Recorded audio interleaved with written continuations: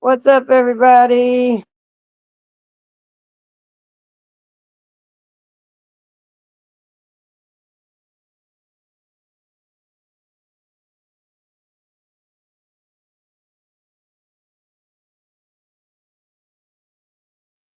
What up, what up, what up, everybody? Sorry about the late. We got a snowstorm I wasn't sure was coming.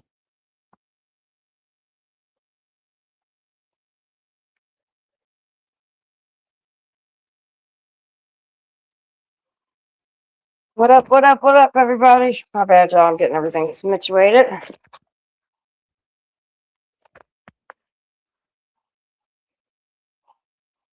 Sorry, it's taking me a little bit to get in and get situated. But let me show y'all what I'm working with. Hey, let me show y'all what I'm dealing with. And this, I've already cleaned the porch off once. We've got a shitload of snow and it is coming down, so yay. Christmas time. What up, what up, what up, what up? Sunshine! What's up, baby? Let me turn my camera around. What's up, sweetie? How you doing? So tonight, I thought we would have a topic conversation. I'm gonna have. I know a couple people are gonna be stopping through. Like I said, I'm running a little late. I apologize. But Isaiah, I think, is gonna come through. I think Chris and Bronsberg's gonna come through. Um, let's smoke. You like my tree? Ain't a party? Exile. Ooh, good. I was hoping you would come around. I was hoping that you weren't too busy because I would like. So I want to start doing some topic conversations. Sometimes when we're on Bronsberg's panel, we'll get into some really good topics. And me and Bronze has talked about, just doing some topic conversations. So tonight's conversation is going to be men and women. So I want to kind of cover up relationships. I would like to talk about emotions. I would like to talk about careers. I would like to talk about everything men and women. You know what I mean? So there will be some ground rules. Like, I don't want nobody yelling and screaming, including myself. I'm going to try to check myself. Um, but I really would. I think, and then, we'll do this one tonight, and then we'll decide as a group what the next topic is going to be. And so, we could talk about race, we could talk about culture, we could talk about just all kinds of different things, So, we'll still have it is definitely going to be an open panel. So, Sean, I would love for you to come up as well. Um, I just think that sometimes, we, even as men and women, we don't talk to each other, you know what I mean? Like, or we already have our minds made up, or just whatever, you know what I mean? So, I think that if there's something we could, a forum that we can all talk, I think go good. I think that would actually be great to have the man and woman conversation without a bunch of screaming and yelling. Yeah, so there will be ground rules. Anytime we're doing any of the what's up, Bronsberg? Woo woo. Oh, you're good. You're good. You're good. I'm running late too, so it's all it's all good. I can't even bitch. We got hit with a shitload of snow, so yeah, there will be ground rules. We don't want a bunch of yelling and screaming, and you're allowed to have different opinions and stuff, but it's got to be respectfully. There's not going to be dogging men. There's not going to be dogging women. You know what I mean? Like, it's going to be conversation. And if you're not having a conversation, I will mute you. And if you need to take a breather, I'll give you a 5 minute little you dig, so you can breathe. I get it. We all get emotional. But so I'll give everybody a chance while you guys get yourself situated. Let me finish getting situated real quick, and then we will start this. I think it'll be a good show. I think it'll be a good show. What's up, Remy? Henny? What's up? How you doing, sweetie? And we do have the virtual going and the panel going tonight. So you're more than welcome to join us. Most people are on the panel side, even though I do have quite a few on the virtual side tonight. So tonight we are doing a topic conversation, meaning, meaning just that. We're gonna make sure I have everything. Sorry, y'all. Get all my situated stuff.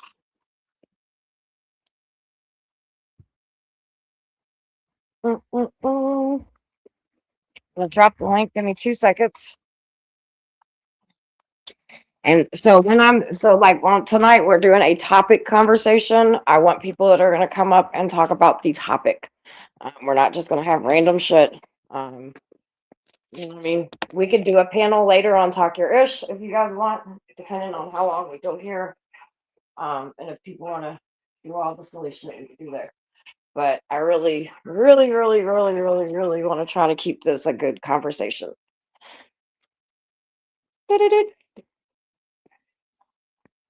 Get your smoke. It is cold, dude. I can't believe we're getting all this fucking snow. Luckily, I mean, it pretty much waited until.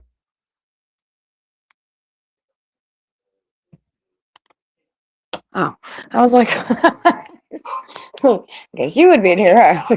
Makes sense. My daughter, I was like, my son's at work. Why is this TV playing so loud? Heat is off. What the fuck?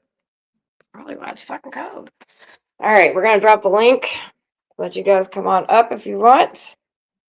Like I said, this is a topic conversation. Make sure you hit the thumbs up if you have not. And if for some crazy ass reason you're not subscribed, make sure you subscribe. You know, help a girl out. Help a girl out. We used to have a lot of topic conversations over here, and I kind of just between being busy and it's just life. But I do want to get into that again. I really do enjoy stuff like that. Don't get me wrong, I like talking my shit and all that, but we all got a little bit more in us than just talking shit. I know we do. All right, so I don't know if does it drop it? Let's see. Does it drop into the virtual? Yes, I see you, Irby. Well, I see you, but I see both. You're on the virtual side. All right, I'm gonna roll up.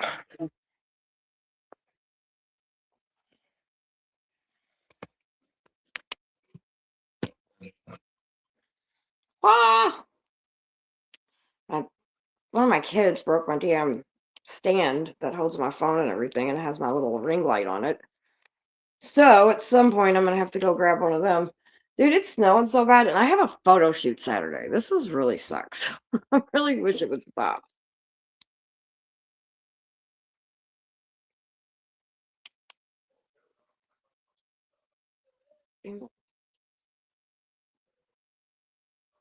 Luckily, though, it did stop. It didn't start snowing until I was driving home, so it wasn't too bad. Like right now, it's bad. The expressways are covered in snow. Virtual sometimes doesn't work. You have to post it. Yeah, well, if you guys come over to the panel, I really didn't mean to do the virtual, to be honest. This okay, good, good, good, good. I'm like, man, I hope it fucking stops because we're supposed to be getting another snowstorm Saturday too. So hopefully they can get the roads together. So, because I think both of Wade, if I'm not mistaken, both of us are coming into the city, right?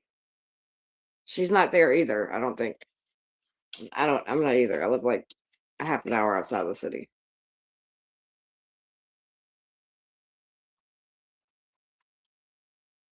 I still gotta find a satin sheet.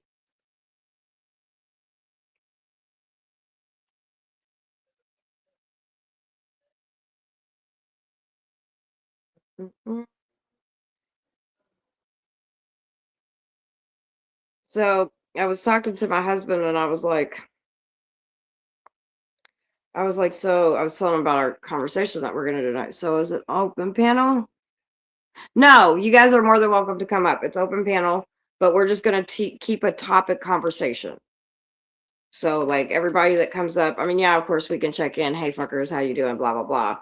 But I would like it to be specifically, you know, on this. Shout out to True Zone. I was over listening to him all day while I was at work. I'll tell you what, he's been here lately, been doing these long ass panels, and I have to say I appreciate it because when I'm at work, listen,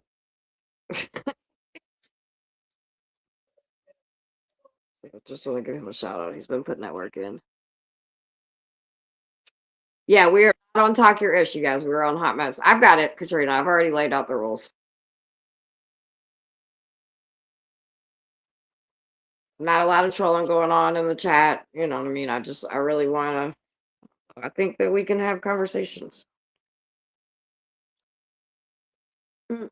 My bad. Hold on. Whoever's in the back. Exa, what up, bro? Oh, you're good. You just had your hands full. I was gonna wait. No, I was just asking because I didn't know if like you and the people you had scheduled to come over was gonna have an opening base, statements and conversation, and then later let everybody up on after the conversation and give their opinions and their thoughts and ideals. Some people do it differently. Some people let everybody up from right out the gate of the conversation that they've already got preset. So I was just making sure the order was properly and I wasn't hitting the link too early. No, you're good. I mean, you would be one of the people I'd want to come up anyway. You know what I mean? On the, that's why I was That's like, what's oh, up. yay. I appreciate it. Yeah. Yeah, I just You know got how we back be from. talking. Oh, go ahead. Go. I was gonna say I just came back from this guy's channel because he said I was a coward, would never join his panel because I'm incapable of normal conversation. Because I do a lot of drama trolling and fuckery, but Right. I guess he's never caught me in the rare element where I do have conversations and stuff. And I told him I am capable of conversation, and I did show up because you thought I was too scared to come over and hit the link. And then, oh, his attack dog came up there. He was so emotional. He was trying to pressure me to stop hanging with this other creator I hang with and everything else. And I told him, I said, dude, I'm an internet troll. I said, yes, I have normal conversations. I said, you go look at my channel itself. That's mostly what it is normal conversation. It's just when I'm surfing the net, a lot of trolling and fuckery be going on, and I join in and I find it entertaining. And Right. oh, it's brain rotting. You and your fed friend flow state and blah blah blah. Right. I don't Just know who any of those people are. And this is completely not of any we're trying to talk about, XO. nah, Come on, nah. dude. Really? Okay, my bad. But anyway, I just got back from having a normal conversation. It was the gist of what I was basically saying, while somebody was trying to pull me out of the element of having normal conversation with the channel creator. Well, and that's kind of what got me thinking. Because when we're sometimes, I mean, yeah, of course, when we're on the power, over at Brownsburg, of course, we go crazy and all that. But sometimes we have some really, really good fucking conversations. And so, and we're all trolls. You troll, I troll, we're all y'all troll, all of us troll. But it is nice sometimes because when we do get those little golden nuggets of really good conversations, I'd be like, God damn, that was a good conversation. You know what I mean? And so I guess in some sense too, I want to show that oops, shit, we can have some. And yes, Sean, it's about relationships. Anybody's more than welcome to join. Please join. Matter of fact. But I just want to kind of show that yeah, we can have some regular conversations, without talking some shit. So I Yeah, thought relationships I would couldn't be a good one to understand the start out with. logic. I just couldn't understand the logic of that guy saying I was a coward that never joined his panel to have normal conversations. I come up to have a normal conversation with him, but his little friend comes up there because he's butthurt about the trolling that's happened in other chats with that creator. And it's like, dude, you said I can't have a normal conversation, yet you let a dude up that's emotionally not capable of having a normal conversation right now while we were having a perfectly normal conversation. Right. But it is what it Yeah. is. I told him I'll come back at another time because he was actually hosting a music stream and he said he'd like to get back to it. And I said, yeah, that's fine. Get back to it. I didn't mean to interrupt your content. I just in the chat letting you know I stopped by. I told you I'd stop by when I seen you live. Yeah. Well, I I think don't sometimes expect. people might see all of us. That's all, sometimes what we do is all, we be trolling. And so I mean, I ain't gonna front. Sometimes when we have some good conversations, I'll be like, all right, look at us doing the damn thing. You know what I mean? Because we do troll a lot. So I guess I can't say I wouldn't be shocked if people are like, because people are shocked when they find out even like the community shit that I do. You know what I mean? They're like, "Wait a minute, hold on, bitch! Like you actually do like stuff." You know what I mean? And I'm like, "Yeah, I actually do stuff." And they're like, "I just thought you were a fucking degenerate because all you do is talk shit." And I'm like, "Well, that's a part of me too. I have many parts of me." So one thing that they find out real quick is because once you do go up there and have a good conversation with them, he'll see really quick that, oh, wait a minute, you kind of. Yeah, come over, Isaiah, come over to go to my main, go to the, like, hit my channel and then hit where the panel one is, not the one with the phone. Because unfortunately, if you're in virtual, the links don't work until after we have it. Link is But pinned. Okay, yeah, thank you, Katrina. But everybody you know I what I mean? hang everybody I hang out with is Hey, capable of Taz. both. I love my Oh, drama kings 100%. and queens, but if they're not capable of a normal conversation, I'm going to look at them as they're nothing more than a fucktard, and that's why they like drama. It's not entertainment for them. It's just all they can do. You know what I'm saying? 100%. So What I I mean, agree with the statement. I tried to go 100%. at I tried to go to this channel that said I was incapable of normal conversation, to have normal conversation while his friend is up there emotional about stuff that isn't happening at the Right. moment but has happened on panels. Just to formally introduce myself instead of them just having their own little opinions of me, let them form an opinion off of observation. So I'm glad that you're holding a normal conversation because I've already put myself in the mindset to be in a normal, talkative conversation today rather than my usual trope. Well, holler.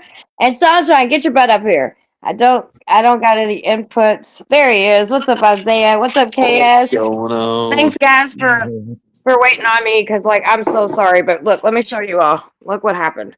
Like it literally, I did not know that we were getting snow. I thought we were getting Arctic blast. I thought it was going to be cold, but I did not check and see that. No, it's snow. We not only have snow, but have a shitload of snow. As Well, you are I part picked up of a you are I part helped of out it's just me and my brother-in-law that do the cleaning business. And so I picked up one of his nights tonight. And so I was out and I kind of got stuck in it a little bit. So, anywho, Yeah, it looks like frozen hell out there. Ice Satan is hiding around the corner outside somewhere. yeah, it's really big and pretty snow. I will say that though. I will say, oh, here, let me put my graphic Look, up because I you got forgot the we had a nice thumbnail made. big fluffy flakes. Like we got the skinny crackhead flakes. Oh, yeah, we The, got I'm the not gonna the lie. frozen flakes that pretty. hurt when they hit you. I like the look of white blanking it all over of snow during the season. I just don't like the cold that it brings. Oh, see, right? It's weird because normally, it's not like that fucking cold, especially if you get snow, right? It's not that fucking cold, right? But it's well, I guess we're getting a lot more ice shit, like ice buildup and shit here because it's so fucking cold. Snow's not bad. I can go outside without a jacket on, right? And when it's real snowy, it's whatever. But this is bullshit. This is where, where it I I ain't. live, agree. it depends. Bullshit. It depends on what the winter feels. I mean, we be having some winters where it's in the 30 something degrees, and it's not too bad. And it's a warmer feeling 30. But this year, it's been that colder feeling 30 and below on down to like 15 degrees. And I'm just like, oh, I'm over it already. Yeah, like we're the end of November and it's like, all right, bitch is like, hey, it's 15 to 18 fucking degrees for a week straight, but it feels like -2. Haha, fuck you. Right. Hold on, guys. I want to say Yeah. hey to the chat. Hey, everybody in chat. What's up? Tonight we are, yes, this is a little different, Michael. We are doing something a little different. You don't just get a solo with me. Oh, wait, that's the wrong way. You also get me and my friends tonight. We're going to be doing a panel discussion tonight. I do that from time to time because I like to show that, yes, me and my friends can be trolls at times, but also there's different parts of us. We're pretty smart and we can have some really good conversations. And so tonight, we'll be doing a bunch of these tonight. Though we're going to tackle relationships. on all different levels. Kind of, we're going to talk about relationships. We'll talk about maybe careers, roles that men and women can play. Just, we're going to talk about it all. And we're going to be respectful. We're going to try not to yell and scream at each other and cut each other off. And so I'm giving it about 5-10 more minutes, and then we're going to go ahead and start the panel. So right now the guys are just chit chatting, which I'm okay with that. But I just wanted to touch in with it real quick. We got Wendy in the house. What's up, everybody? Elle's in the house. Sean, Katrina.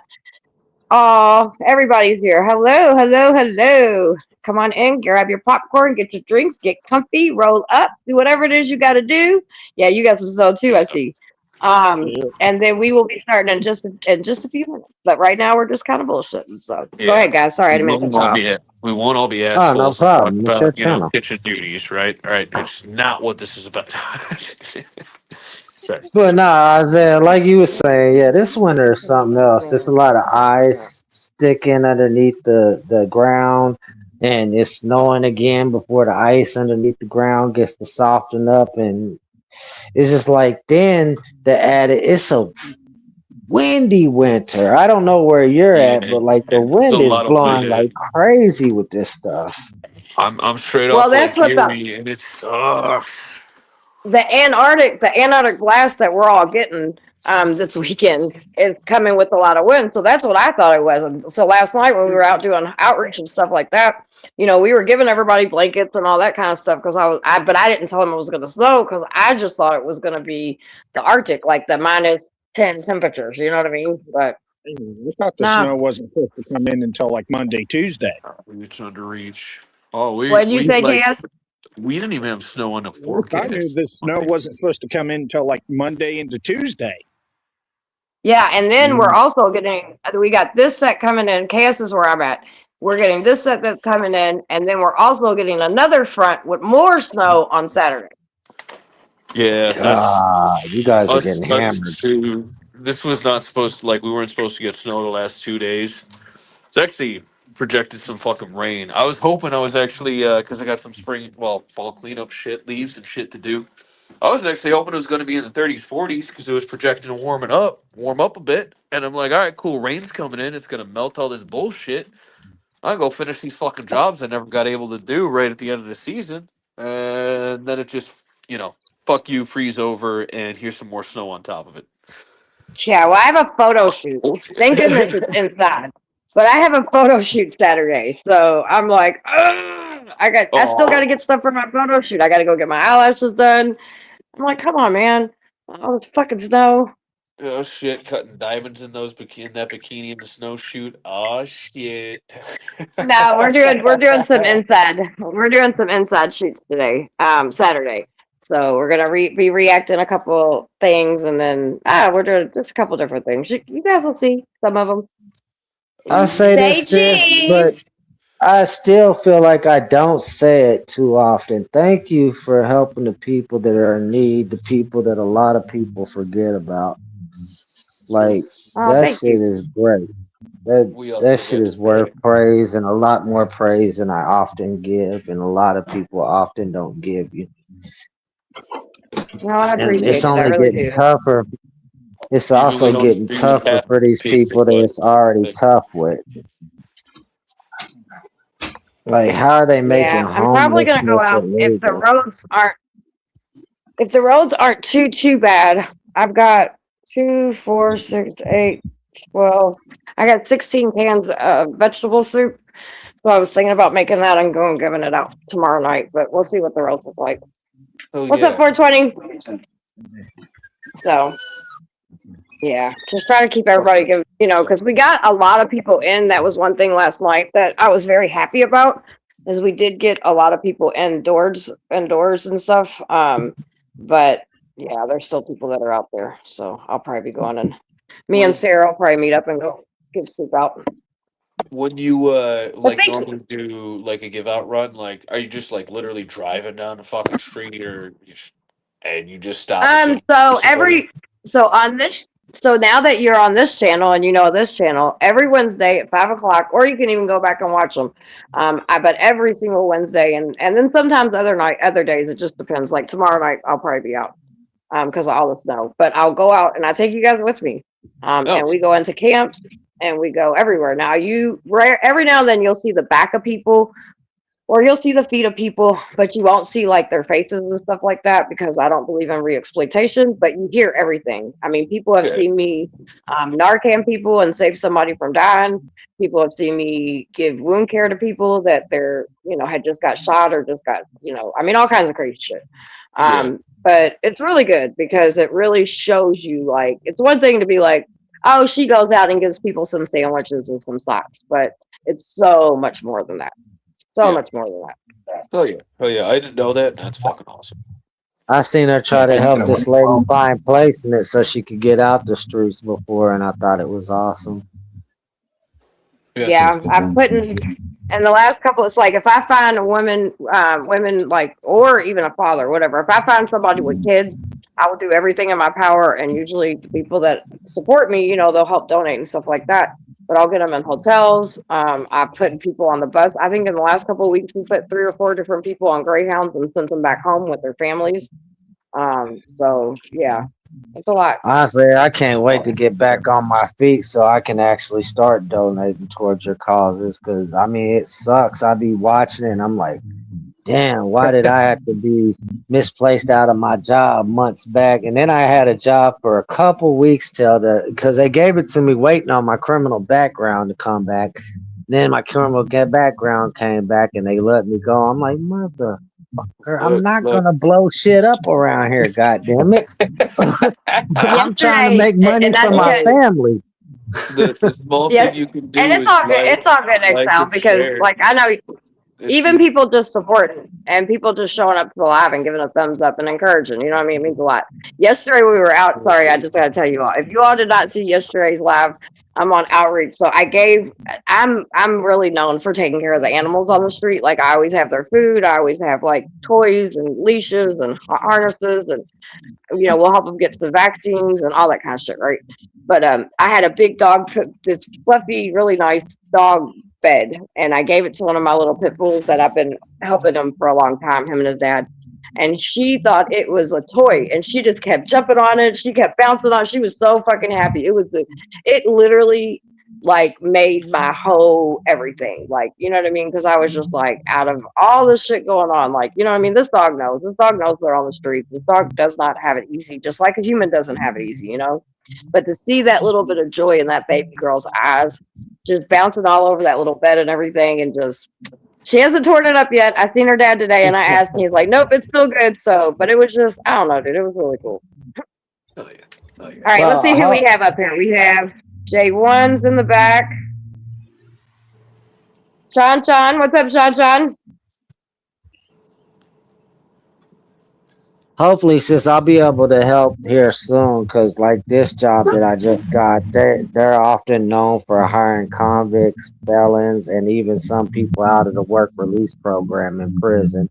So my Oh shit, record that's what's up. shouldn't, yeah, my record shouldn't get me kicked out of this place. Like, oh God. But Well, just don't blow it up, I right? just gotta make sure my worth ethic is what they like, and I'm sure I'll be able to stay at this place for quite some time.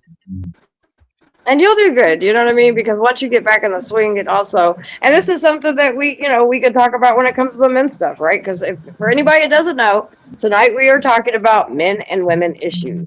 We can talk about relationships, we can talk about emotions, we can talk about all things. Yeah, can I get a lady on panel with me? Holler. Not that I love having all my brothers up here with me, but damn I thought females. Christine was coming into this shit at least. Damn, bro. Like, where the women at? She goes to bed. She's usually in bed by midnight. I was gonna start earlier, but shit happens. I was scheduled to start at 10, but then this snowstorm and driving home from work, here we are. I don't worry. I ain't worried about it. I got all y'all. I can represent for the ladies. Mic check. You good, Sean? Look, I don't know if I want to argue with you, the only woman here, because you might fuck us all up. So. Yeah, well, I represent all kinds of females. Well, I want to make sure, Sean, can you hear me? It's choppy a little bit. Let me see if I can play with it. Oops, sorry. That's not funny. Shut up, Isaiah. I didn't say nothing. My husband always says I talk naturally like a pervert, so can't help it. All right, let me see how you sound. 1, 2, 3. Okay, that's better. No, I can hear that. KS, you good? I should be good. Okay. So we'll go ahead and start a little bit. So tonight, I really wanted to get into, every now and then we're going to start doing some topic conversations, right? And we're going to get into some hard ones. This is kind of like the in my mind, the easiest one out of some of the ones we've talked about. And last time we were all on panel together, we chose relationships first, and then whoever's on the panel at the end of this will help me choose the next panel conversation that we're going to have. And we're going to talk about, I mean, tonight could be about, we're probably going to do a couple of the relationship things, or the not even relationship, but men and women kind of themes, because I think there's a lot of topics that we can touch on that need to be talked about. And then, but also other topics that we had talked about was race, careers, what was Isaiah, what was a couple of other things we talked about? Culture, religion. Yeah, like black, white, politics, gender politics, the UFOs, conspiracy. Yeah. Okay. All So sorts of shit. we'll have some good, and you guys will know because I'll schedule them out. I'll try to schedule them out at least, a day. Like I did it this morning, so it was good enough for everybody to get notifications. But so that's what we'll be talking about. My fiance's dad on Monday before I get married. I'm so sorry, sweetie. I'm praying for you and for everybody that left her. All right, so guys, I got you fellas up here. What do y'all want to talk about when it comes to, what would you all like to talk about first when it comes to the relationship aspect of things? Somebody kick it off. All right, let me ask you guys this. So in a relationship, do you think me and my husband were just talking, and he was like, well, men are supposed to be logic and women are supposed to be emotional.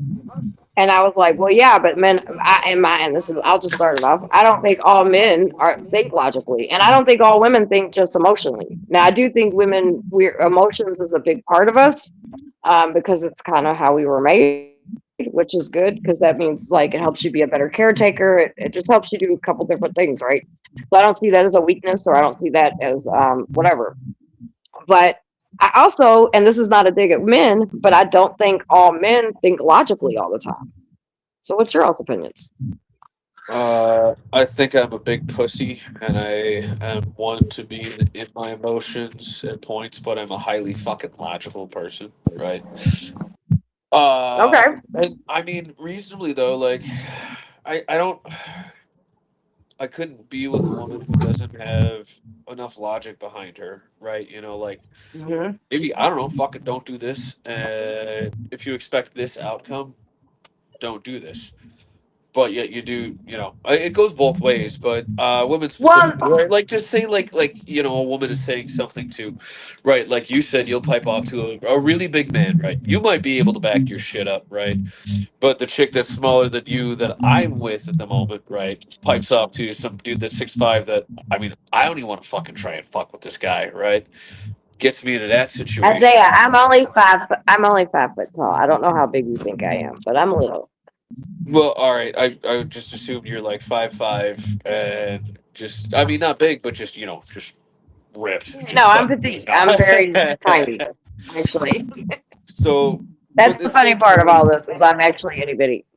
Same point, and I mean, I don't think the man is there to provide, protect. So regardless of the size differential, it's still the man's job, in my mind, to protect you in that aspect. But I don't think, and I'm pretty sure you said that before too. Though it's not, he's there to provide and protect, but it's not your job to put him in that situation unnecessarily to protect, right? Well, yeah, because I think sometimes, because for me, like when I see, like when I looked. well, I didn't really look for my husband. He kind of fell in my lap. But once I realized, okay, well, like we're getting married and stuff like that, because relationships for me never worked out. Like Was that like relationships, a as a tree young, falling on, like, I don't know, fucking mushroom or something? yeah, Okay. yeah, kind of. So, but I always knew that if I ever was to get married, I guess something that I would like, some qualities that I wanted, I never, my like list that everybody has was never too insane, but it was, provider, protector, but like you said, I also don't think, and this is sometimes I see women do this sometimes, and I'm sure people think that I would do this, but one thing I will never do is put my king in, and that's how we kind of look at it, king and queen. You know what I mean? He's my husband.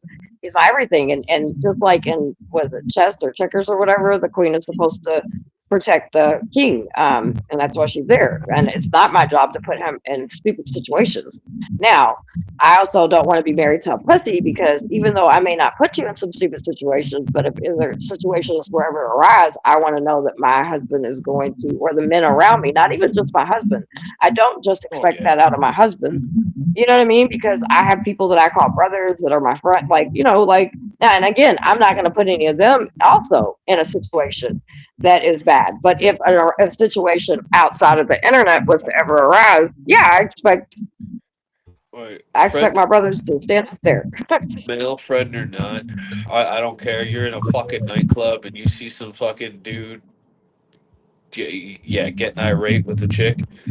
I mean, to that fucking point, it's your job as a man to fucking step in and stop it, right?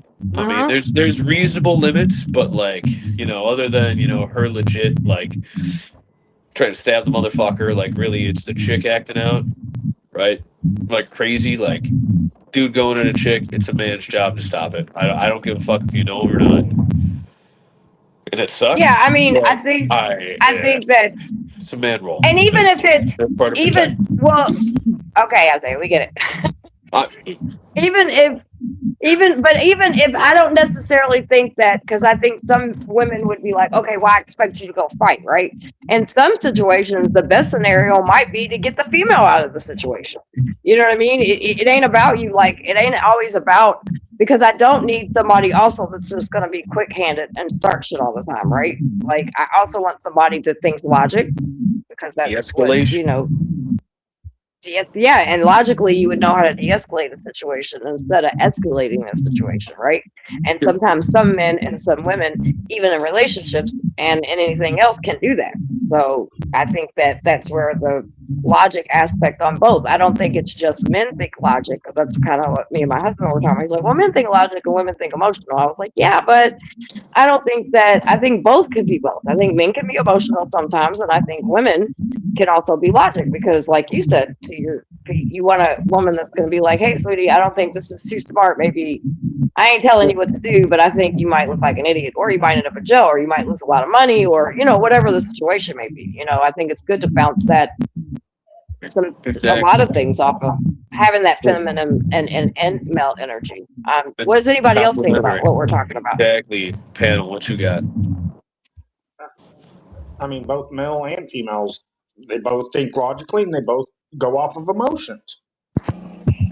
Yeah, and I would have to agree with you and him on that. I mean, let me try to articulate my thought process in a format where others can understand what I think, because I often have a problem with that. But like, I think men and women are both logical and, how can I say it? They have survival instincts, which is, logic. Like a woman, she has the logic when it comes to the emotional more than a man often. A man can emotionally regulate, and from a logical standpoint, when dealing with emotions, a lot of times men clash where women don't do that. But a woman is more often to pick up emotional on something and uncreate an argument based off of feelings, which, in a format kind of takes away some form of logic because they're not looking at a situation that's more important than, you know, investing feelings in this situation or that situation where it's not a make you or break you situation. But it's not like that with all women or men. In some cases, you know, those roles are reversed, but they're both capable of both aspects. You know, men, you know, at times when they know to put that emotional shit aside where women don't, and women know when to put the emotional shit aside when men don't. And then women know how to apply logic to certain things that men don't, and men know how to apply logic where women don't. At some point, I think when in a relationship, it takes both units to find that fine balance so everything works to the maximum capacity for both people to benefit off of the relationship and the situation they're in. Compliment each Yeah. other. Yep. Yeah, I agree with that. Most definitely. I think that, I mean, I think sometimes, to me, it feels like sometimes, especially on these panels, um, well, no, not all, well, not just the panels. Sometimes in general, it feels like, you know, especially in the last, I don't know, decade, I guess, but especially last couple, you know, couple years or whatever. It's like men and women. It feels like they have to be, it's like a tug of war type of thing. You know what I mean? And it's like, no, not necessarily. I think that you can definitely. There's nothing wrong. Like I think men can be super, you know, play their role and be who they are, and I think women can play their role and be who they are, and still balance each other out. You know, and so yeah. Yeah. And I think logic is often thrown out the door by both parties when there's a failure to communicate because then you guys get into it in an emotional situation, no matter who became emotional over the situation, and then you both start to go down a slippery slope. Yep. Yep. Yep. That energy feeding I off agree each with that. other, and Summer, I agree. And I think everybody's got too caught up in these fucking gender roles on top of it too, and like trying to classify it. It's like, dude, right? People get like, I don't want to say men serve the purpose, right? And end all be all, or like, women can't, I guess, serve a pants quote wearing role in the relationship or like defending role, but the classification of genders get too fucking mixed up all the time now, and everybody's too worried about it. And either party that wants to act like, you know, woman that wants to act more whatever, or man that wants to act more masculine, right? It's getting frowned upon. Acting, just acting in a complementary form to your relationship, right? Not saying it's your role to act like a woman or your role to act like a man, I but think the everybody best is so ideal should fired always up win. that people are, you know, overly sensitive about and overly classifying the shit, right? Like it's some negative shit Like to a lot. like it. Here, can I give an example right quick? Like, Yeah, say, for instance, a man wants to have that role where he has the final say so, but that's not always necessarily the best route. Your woman might have an ideal she could share with you, and her ideal be the best ideal to go with. Like, as the man, you're like, okay, I'm the one out here making the finances. If you're living that, you know, what do they call it, traditional thing where she's staying home taking care of the kids or whatever and making whatever free time money she can, and you know, like whether it be, you know, doing something like telemarketing on the weekends or working a weekend job, and she's not really paying the majority of the bills, so you decide as the traditional and fall in this category stuff like you're saying, instead of complimenting each other's strengths and weaknesses. You're like, well, babe, we can't afford this or that. And she might, if you just take your time and not think about that finance, she could have a reason why you should put the finance out on that because she knows how it can save money in the long run and free up a lot of wasted space on spending. And you know, Exxon, you bring up a good point, and kind of something that I want to slide into. You know, and we kind of touched on it a little bit now, but like sometimes I feel like that in men and women, right? Like you said, that gender role, you know, even in my, like, I do a lot of community work and stuff like that, but technically, like, and yeah, I work 2 days a week, normally like not a big deal, right? And that helps me get gas money for the stuff that I want to do or whatever, right? On helping and different things like that. But like technically, I mean, I've stayed at home, took care of the kids for a while, and sometimes I'll hear men, especially online, and it seems like that they're always just like they don't want to have conversations, or they feel like they don't have to have conversations with their significant other. And they're like, "Well, I make the decisions, and she's going to listen to what I say, and that's just how it's going to go down." And then, or if she's a strong woman, then I'm going to make her submit to me and all this other stuff. And it's just like, to me, I feel like you said, I think it's good to have communication, right? When you're sitting here talking to the person that you're doing life with, whether it be your girlfriend, you're married, whatever, legally do they want to label you, but it's the person you're doing your life with. I think it's okay I think it's necessary to check in with each other and go over bills or decisions, and they could even major decisions. I think that both people should have input. Now, whoever say, like, I come to my husband with a big decision, or he comes to me with a big decision, at the end of the day, I'm going to make the final decision, or he's going to make the final decision, right? But like, I think it's good to be able to have each other's inputs on that. Why do you feel like so many, when you hear, I don't know if you guys hear the same thing that I hear sometimes on the internet, but why do you all think that men act like feel like that they don't have to have, it's not beneficial to them to have conversations with women, and vice versa? I don't know If about you the want, not beneficial, but I want to say in the sense of speaking as a man coming out of relationship, right, and she was not necessarily the financier, but the finance dominant one in the sense of good with money. I could be making more money. She was the controller of money, right? I had to go through her in my, previous relationship, which is fine, right? I'm terrible with money, right? Cool. I fully submitted to that shit. But it's not that I didn't want to talk or have the fuck. Well, a lot of times I really didn't want to have the fuck conversation about it because I'm just fucking tired of it. But it's the use of power and the use of finance, and that goes to both sides though, and it makes you feel some kind of way when one side is overly, and this is finance specific dictating, just because finance was stated just a second ago. But when somebody who is in full power of the finance dictates and assumes that they have all power in the decision making process, or even though, right, which is kind of the guy thing, right? Right. This is the, if the woman's not happy, right? The woman's the final say, right? Ask any guy, right? Happy wife, happy life type shit that's the general stereotype of it, right? It sucks. You feel completely powerless. You feel like your opinion doesn't matter, and the end all be all is controlled by one person, and your input doesn't fucking matter. And in that kind of relationship, why does anybody want to be in that? Even if the guy's doing that to the girl, right?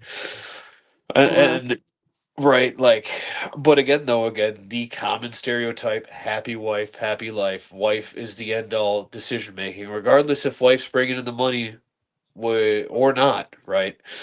Wife is, guy has to get approval to buy a new truck through wife. Right?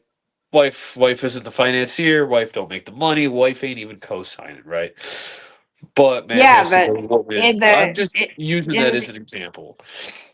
right, and then and I'm not trying to interrupt you, but I want to interrupt you because I want to participate in your conversation.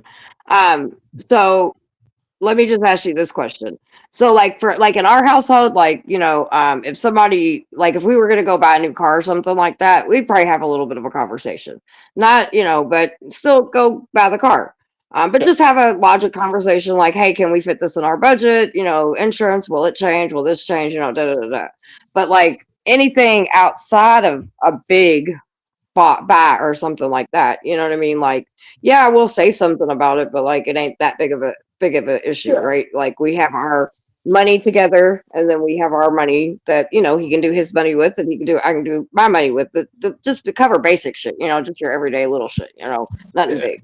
Um, so where was I going with this? Sorry, I got caught up in Oh, you the good. squirrel.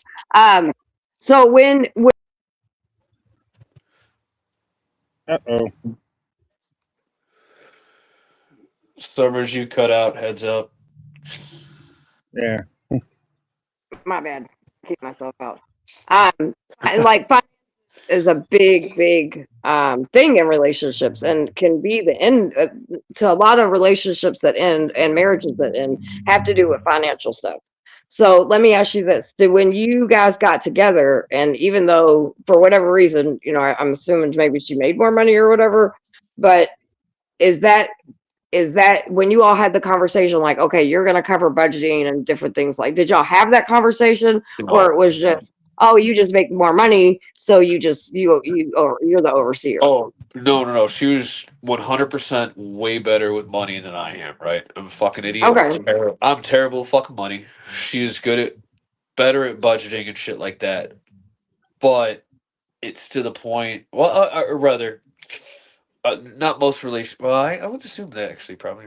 I don't know. Fuck it. Whatever. So it just gets to the point though where it's like, all right, you feel like you have zero say in anything, right?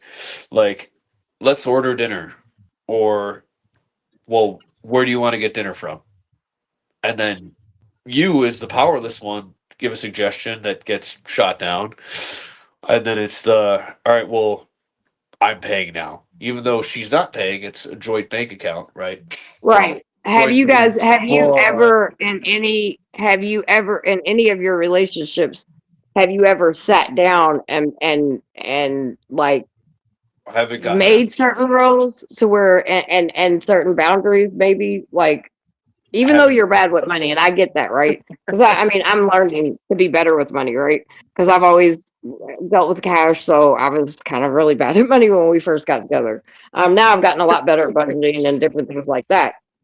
But I guess my point being is maybe to make you feel like you have a voice in some things, because this is the same thing I would tell men or women, because I hear women say actually a lot what you're saying right now.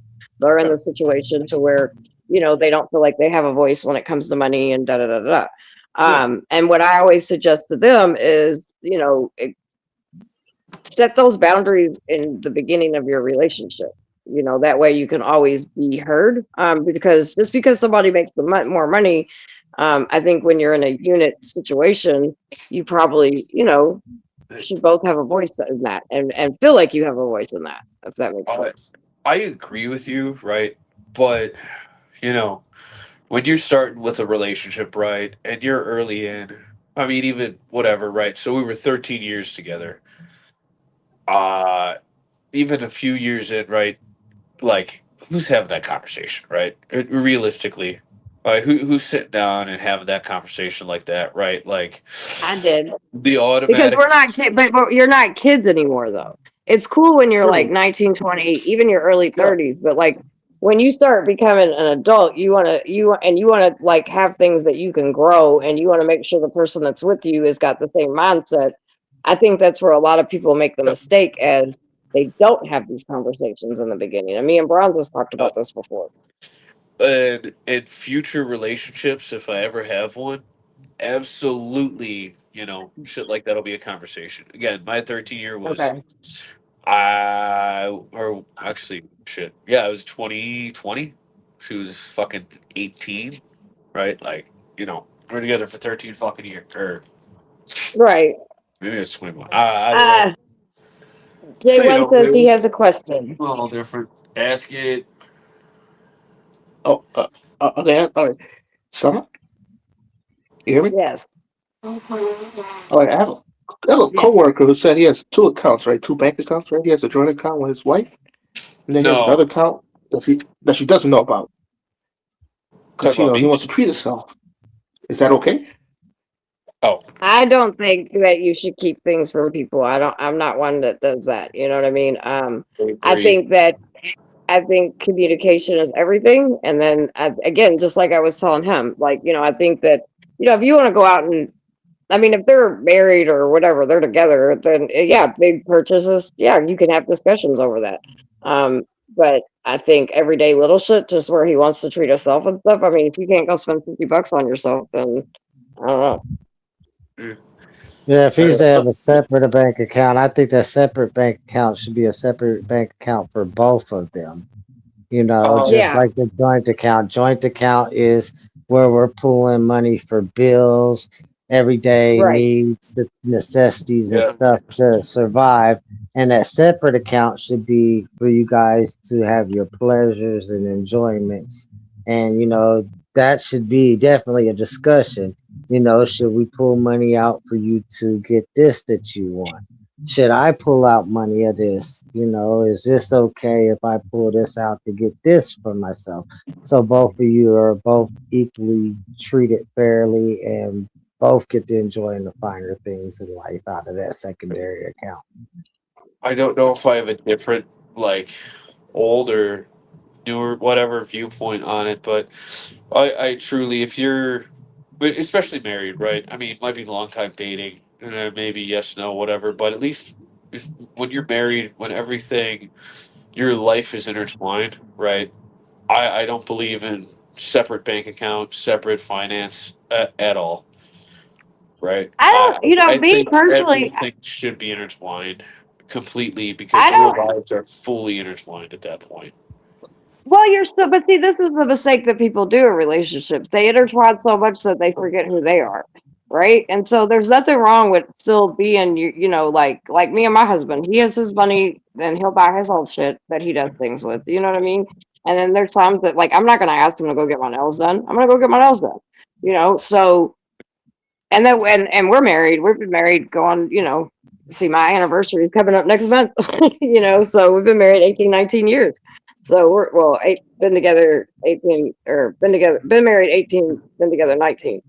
So my point being is, like, again, it's communication, right? I don't think that it's still okay to have, and I'm not talking about the independence like a single person would have. That's not what I'm talking about. But Yeah. it is still okay, in my opinion, to still have your independence. You know what I mean? Because, like, like me and my husband was talking about the other day, like, one thing that we love about each other is, like, I have my shit that I do, and he has his shit that he does, and they're, completely separate from each other. You know what I mean? But, like, we can still come back and we can still talk about it. And not only that, but, like, we don't get bored with each other, because, and I ain't even talking about just sexually, because I mean, sex is cool, but, like, sex is, I mean, it's a huge part of something, but at the same time, I don't think it's a huge part of every single thing, right? I think being able to know that you're still a person, right? Like, I'm a mother, I'm a wife, I'm all these things. But for me, the reason why I wanted a separate bank account, or not, have my own little bit of money, is because, like, I mean, when I want to go out and buy my husband something, I don't want him giving me the money for that. You know what I mean? Like, I'm not living like I used to where I was like, okay, I always got to keep a backup plan, so I got to have money just in case some shit goes wrong. I don't live like that anymore. But now it's like, shit, if I want to buy my kids a present, if I want to pay a bill, you know what I mean? Like, sometimes I want to feel like I'm bringing something to the table too. So I think that's why, in my opinion, if you have the right communication, I don't have to. I mean, I'm still a human. I'm still a woman, right? And so, like, yeah, I'm a mother. Yeah, I'm a wife. Yeah, I'm a community activist, and I do all this other shit. But at the end of the day, I'm still a woman. And if I'm not okay with me, I can't be a wife and a mother and all these things. So I think sometimes when people say, like, intertwine every single little thing, I don't know. I think it's okay to have a little bit of your own identity. Bronsberg, I what do you agree. think since you're due to the corner? Yeah, peace to all. I agree. I always say this in relationships. Boyfriend and girlfriends is a prelude for marriage. And also, with that being said, I always feel like if you in a relationship, regardless of y'all boyfriend and girlfriend or y'all wife and husband, you still gotta have your individual self. You feel me? So a lot of the times people be like, "Oh yeah, well, you know, this is just the shit that I hate about the dating world today." I'm just being perfectly honest. You'll have women that'll sit up there and say, and it's from a man's perspective, yeah, if it's my man, he need to pay for my nails. He need to pay for my hair and blah blah blah. And I'd be like, but shorty, if you was doing that before you met dude, then what's the difference now? Because he's the man. So you can't pay for the nails for yourself. You can't pay to get your hair done. Your man got to do it all the time. All right, so if we gonna go off that and you gonna pay for your man's haircut, Everybody knows. like are you gonna do Right. that? You know what I'm saying? And it I just be do. like it's a one-sided thing that I be hearing. I be like, yo, this is Nails why I get get done. really They're gonna annoyed. get done. Hold on, Isaiah, you gotta let him talk, babe. I- He's just got this- to the panel. This is why I'm saying this is why I get very annoyed because I don't get it. It's a one-sided thing. You'll sit up there and say, oh, well, you know, I can do everything myself. But then when I hear you talk about when you're hunting, you're wanting a relationship, then you'll sit up there and say, yeah, that man, he got to pay for everything and blah, blah, blah. But I'm like, but then that means that if you know it's a relationship, then you should be willing to pay for his stuff too. And if I was married, right, I want my wife to still be herself. You feel what I'm saying? I still want her to be able to, you know, because the thing about it is when you get married, of course, it's that contract, it's that paper, it's a partnership, blah, blah, blah. But the thing about it is in a marriage, we still have to be able to be ourselves and be able to just roll around. Even in a relationship, like I said, be ourselves. Like, I'm not going to take away from my woman. I chose her. So I'm not expecting her to change completely. Now, imagine I get me a quote unquote ratchet girl and I marry her. How could I really be mad still at my girl if she's going to do what the hell she want to do? And she would be noted as a quote unquote ratchet. I married her. So at the end of the day, I understood her actions when I got with her. You know what I'm saying? I agree. So you can't be like that. Ahead. Is all I'm saying. That's how I feel. Yeah, I agree. KS, would you like to say anything? Like with the whole relationship stuff, right? And finances and all that. I think a lot of people are still stuck in the old ways. When you get married, the wife must submit to the husband. But the way I read the Bible, it contradicts itself, though, at the same time when it says that. Because when you get married and take the vow between God, it says two become one in the same.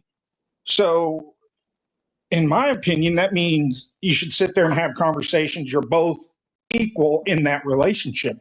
So why should the wife have to submit to the husband? Me and my wife was having that conversation earlier I want to today. get into the submissive. Hold on one second. I want to get into the submissive conversation in just a few minutes, because I think that's a big part of relationship conversation. But I get what you're saying. I think communication definitely is key on everything.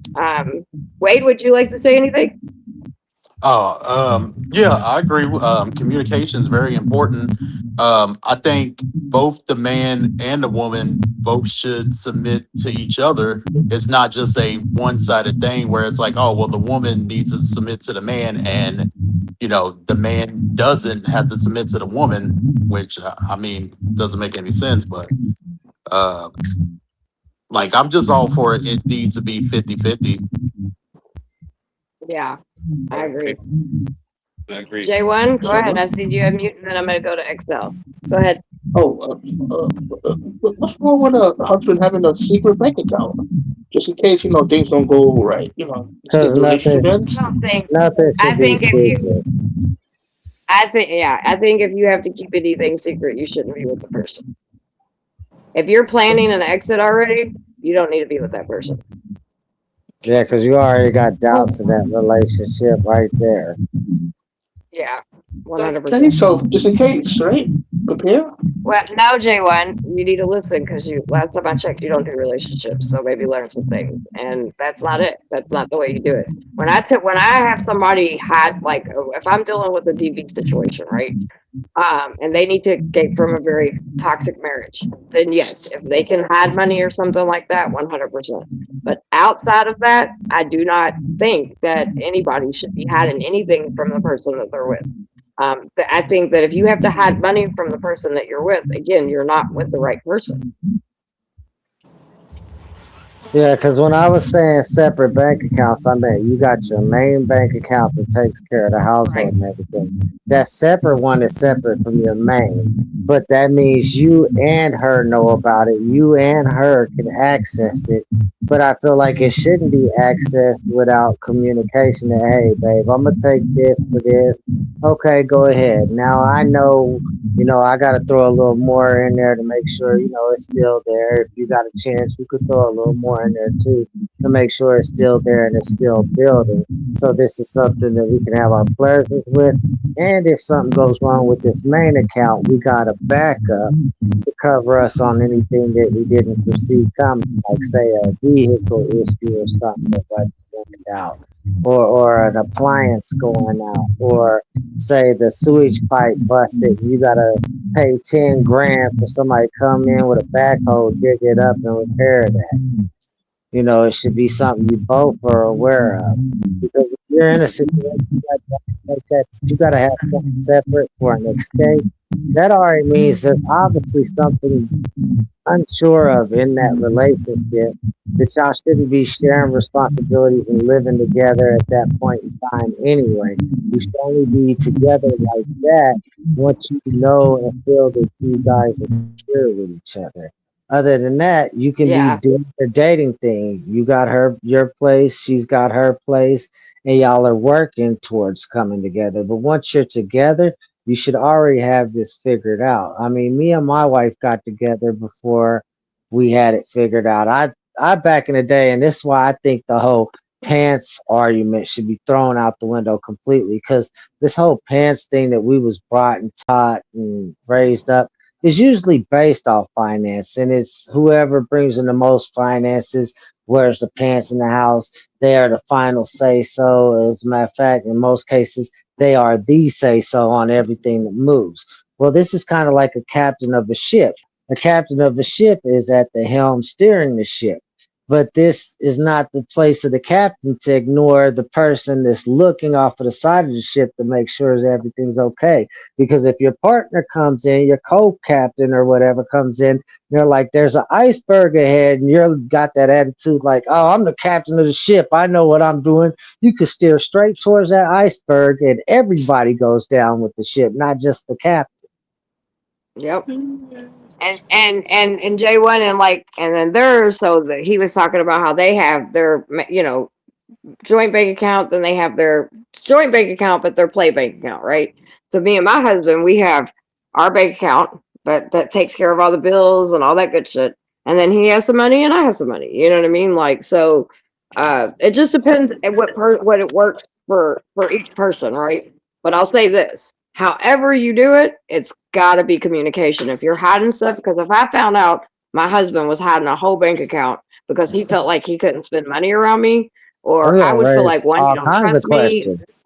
Yeah, you don't trust me. Are you saving money for another Side chick? female? Like, Yeah. you know what I mean? Like, my mind's gonna. So no, I don't think that J1 at all. That this, like, your friend that has two bank accounts and one his wife doesn't know about. I mean, if it was me, I would be very highly pissed. After There's 20 all years, you're gonna tell me you're Yeah. gonna hide a bank account from me? So what are you having, an affair? Like, what you got, a kid I don't know about? Like, what you doing? there's all You kinds of understand? questions that can arise out of that can create insecurities. And once you got insecurities in the relationship, you got a problem in the relationship. Now this problem needs to be figured out. And now this separate bank account that she don't know about or he don't know about and they found out about is going to create problems in that relationship. Now this relationship ain't working towards becoming closer. You're tearing each other apart from one another. Yeah. Yep. Oh, wait. I'm about to sign a nuptial agreement. Am I saying that right? Nuptial? What? What's that agreement that you sign?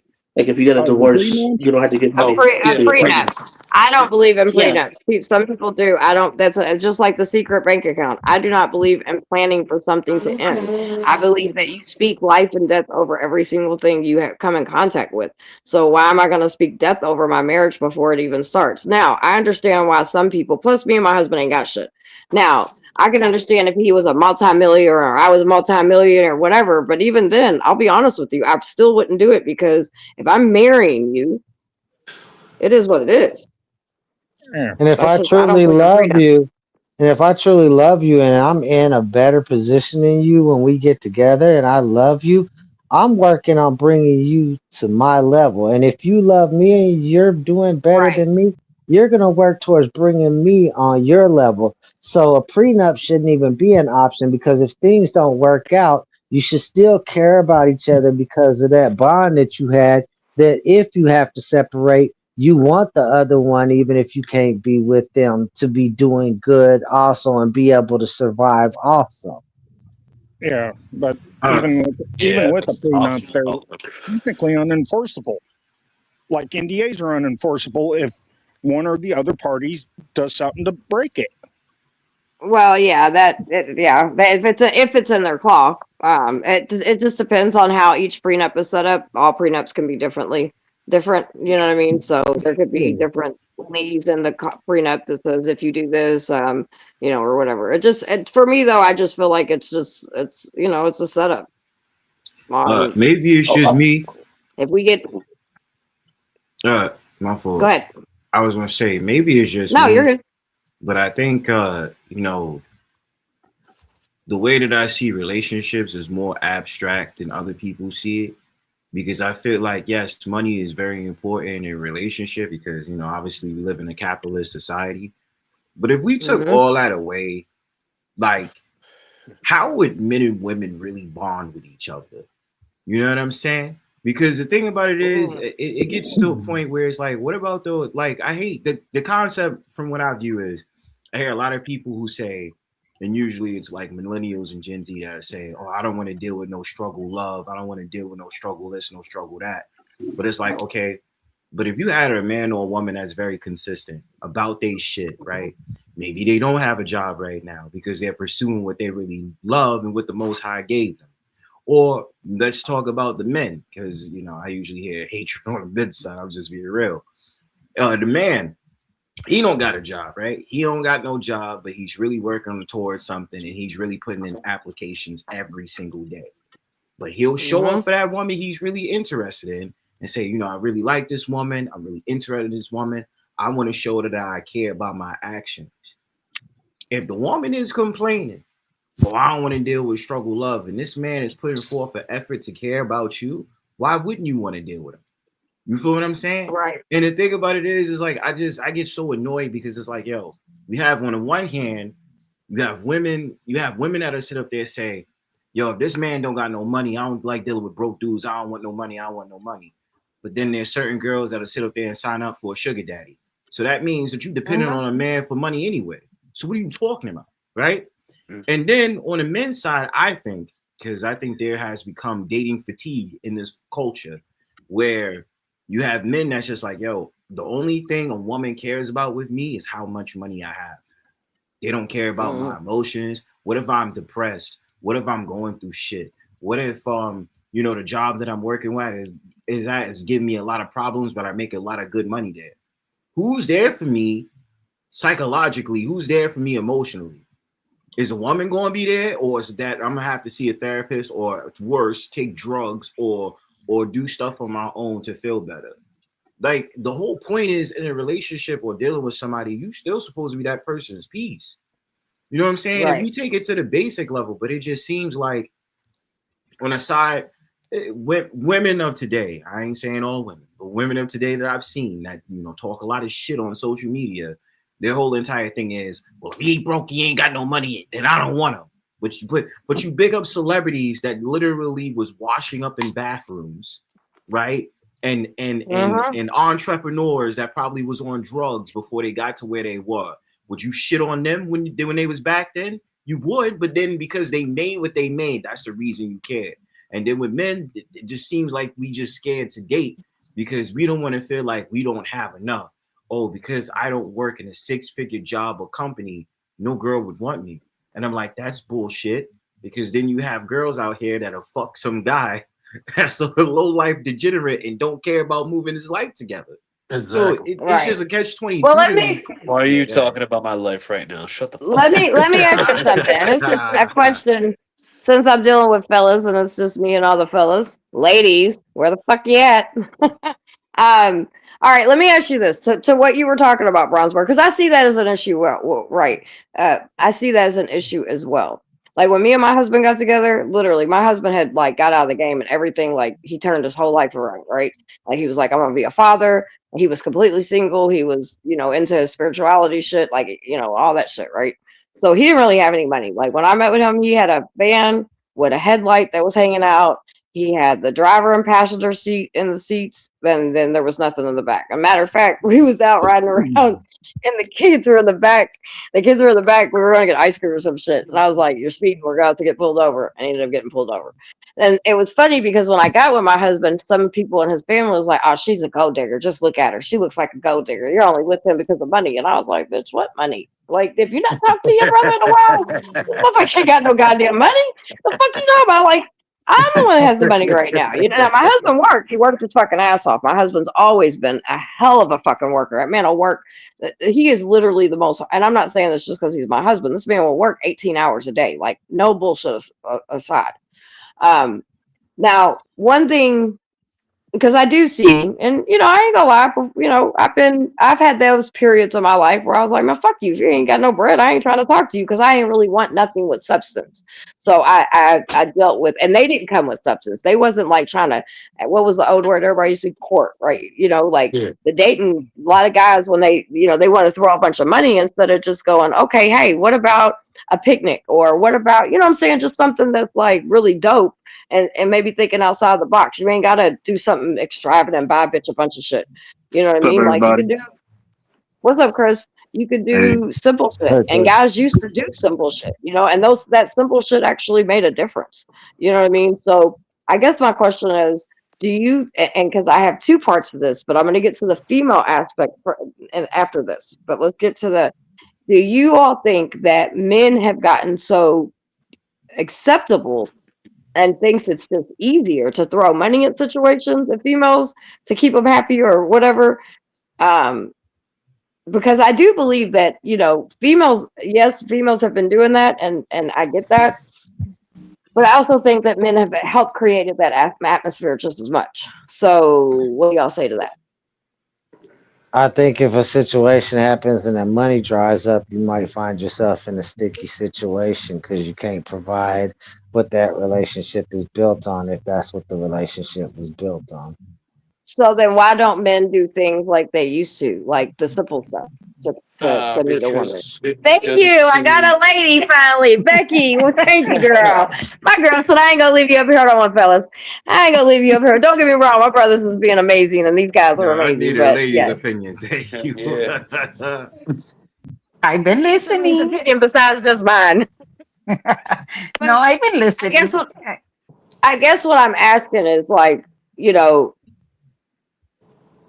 sorry, fellas, but it just seems like, you know what I mean? Because not only do men compete with other men and their ego, like, I gotta have the nicest car, I gotta have the biggest bag, I gotta, you know what I'm saying, my bitch gotta be bad and da da da da da, right? And I need people to see me that I'm giving my broad money. So it's like, it's almost like motherfuckers intentionally pick people like that. So do y'all think it's easier doing it like that, or like courting a chick, like actually taking her on a date, actually getting to know her, not just trying to fuck? You know what I mean? Like, put some substance in her. That's a type of dude, though, right? Like that's just like the stereotypical like fucking bro. That's throw the money at her. That's a lot of men, bad though. bitch, bad. It's not though. Like a It lot is, of us though. are just I mean, the we're working Becky. class motherfuckers Yes. that want to go to a bar or do whatever, pick up a chick, have a nice, you know. One second, legit y'all. We got a just- new person. I just want to make sure they're good. I'm good. Gonna Can you go. hear me okay? Why do you gotta Oh, go to what's up, a baby? bar? Good. Thank you, Why? Jesus. I got my girls pulling up. Thank you, sis. Yeah, Damn. they go to ladies. I'm like, let's get the battle of the Ladies. sexes, baby. Because the next topic I bring up, y'all gonna be like, oh shit. All right, go ahead, Isaiah. My bad. I'm excited now. Not necessarily bar, just wherever the fuck, wherever you meet a chick at, like just not a bad bitch, fucking just nice interaction. I think you were alluding to, right, like not doing picnics, not doing the nice shit, quote, trying type shit. It's because everything we see as men, you know, it looks like we're, you know, simps for lack of better word. Number one. If I'm we sorry. do Let me that interrupt you. shit. Speak for yourself, okay? All right, Well, look. I'm Mr. just saying Isaiah? that's what it feels like, though, right? Mr. And Isaiah. Hi. Okay, hold on one second. Alyssa, hold on one second. Gotta let him finish his thing. Go ahead. Hurry up. Land your plane, baby. all right, Because he's so driving you the know, planes all again, around the city. it seems very, at least from a guy, if you, you get turned down by a chick because, again, you're not throwing money, because, you're trying to do it how you would say, the trying, the picnic, the whatever, nice shit, right? Seems like it comes off super simpish. You're not throwing money. You're not trying to impress. You're not trying But to if go you're over the only top, if right? you're only trying to get hurt, if you're only, this is where I'm talking about the ego thing coming in at, right? Because if you're only trying to make her it matter to her, then who do you give a fuck if somebody thinks you a simp? But that's the flip side, is right. Again, when you're the women, right, while you're doing those things, trying to be nice, trying to set up a picnic, women are making you feel like a simp, right? Even the one you're pursuing is, makes you feel like a simp because you're not just throwing money, buying nice shit, Man, buying a nice All right, let handbag, me let Alyssa trying bring to it in. impress, right? I have Let so me many bring Alyssa clarifying in. Go ahead. questions. Well, this is just answering right now because what I was asking the guys is Hmm. why does it they feel like, because they complain about girls being gold diggers and shit, right?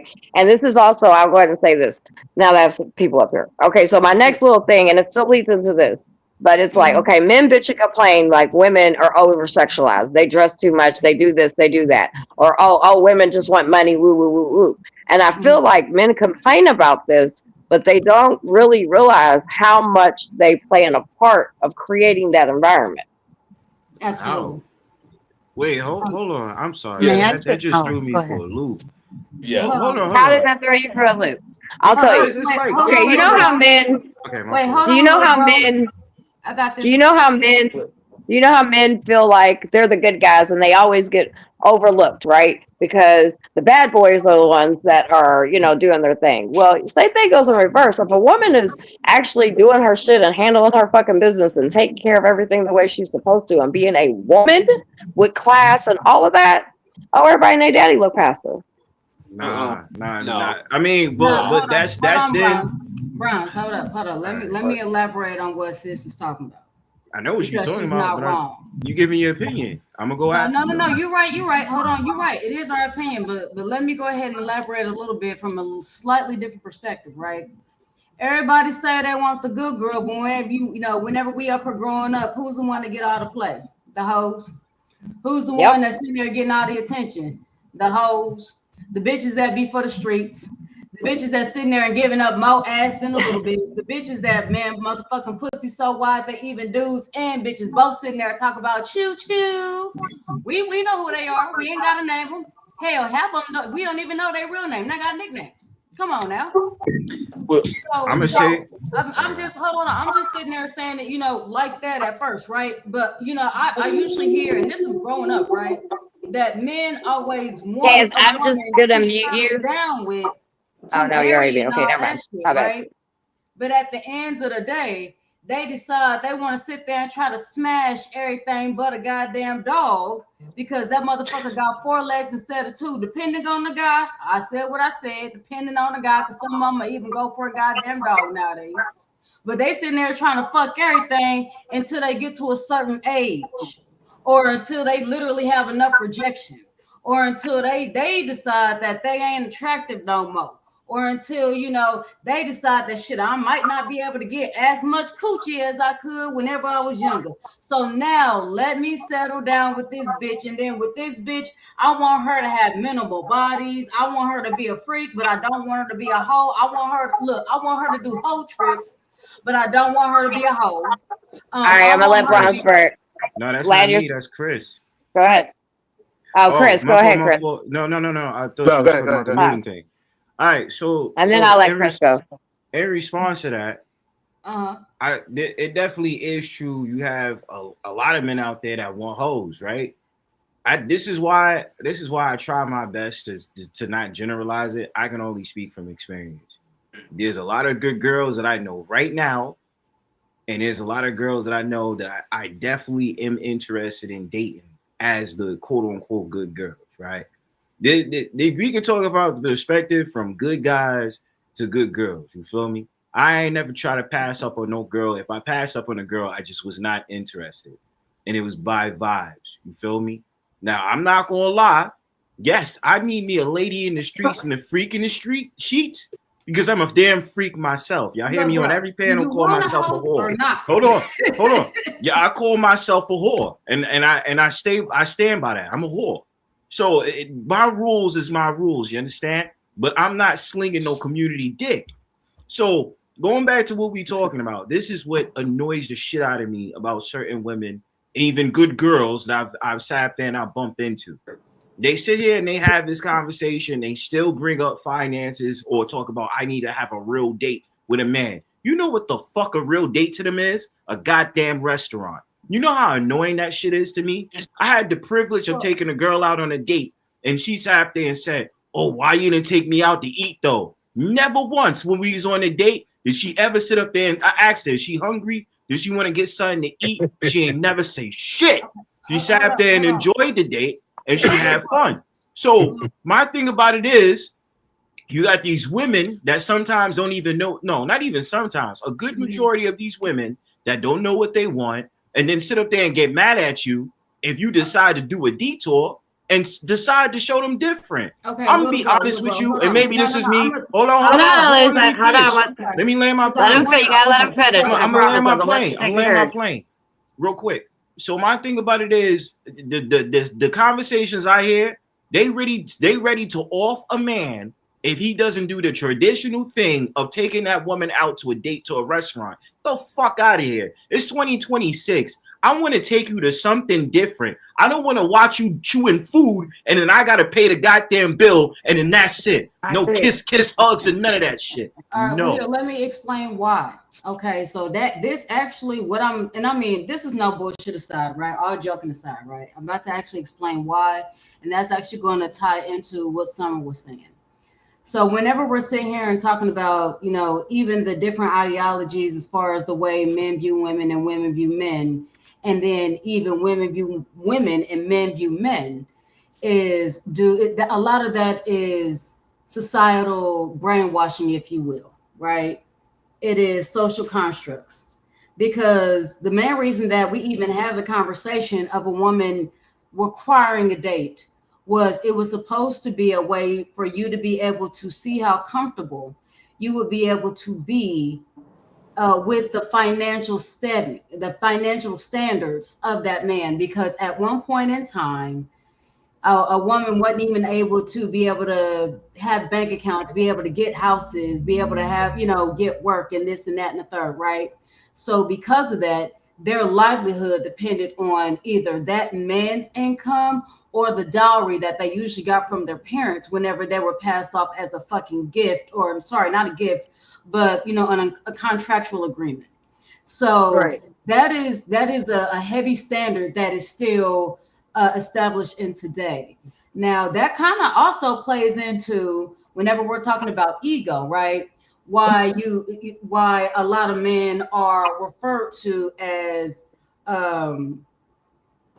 simps, specifically around financially tending to their significant other, is because at one point in time, the biggest and the easiest way to show that you have love and appreciation for your partner was financially. It wasn't just building her a house, which was a form of protection. It wasn't just, getting her a car, which was a form of, transportation. And once again, that kind of goes to providing, protecting, which even socially, people will sit there and hear that being said as far as descriptions of what a man is supposed to do, aka their jobs, right? A woman is supposed to bear children, bear your lineage, but a man is supposed to protect and provide, right? So it actually plays into a lot of that shit.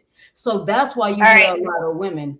Oh, you want me to stop, Summer? Oh, okay. May I add something? No, you're good. I was gonna let Becky say so. I just want to give everybody turns. That's all. Go ahead, Becky.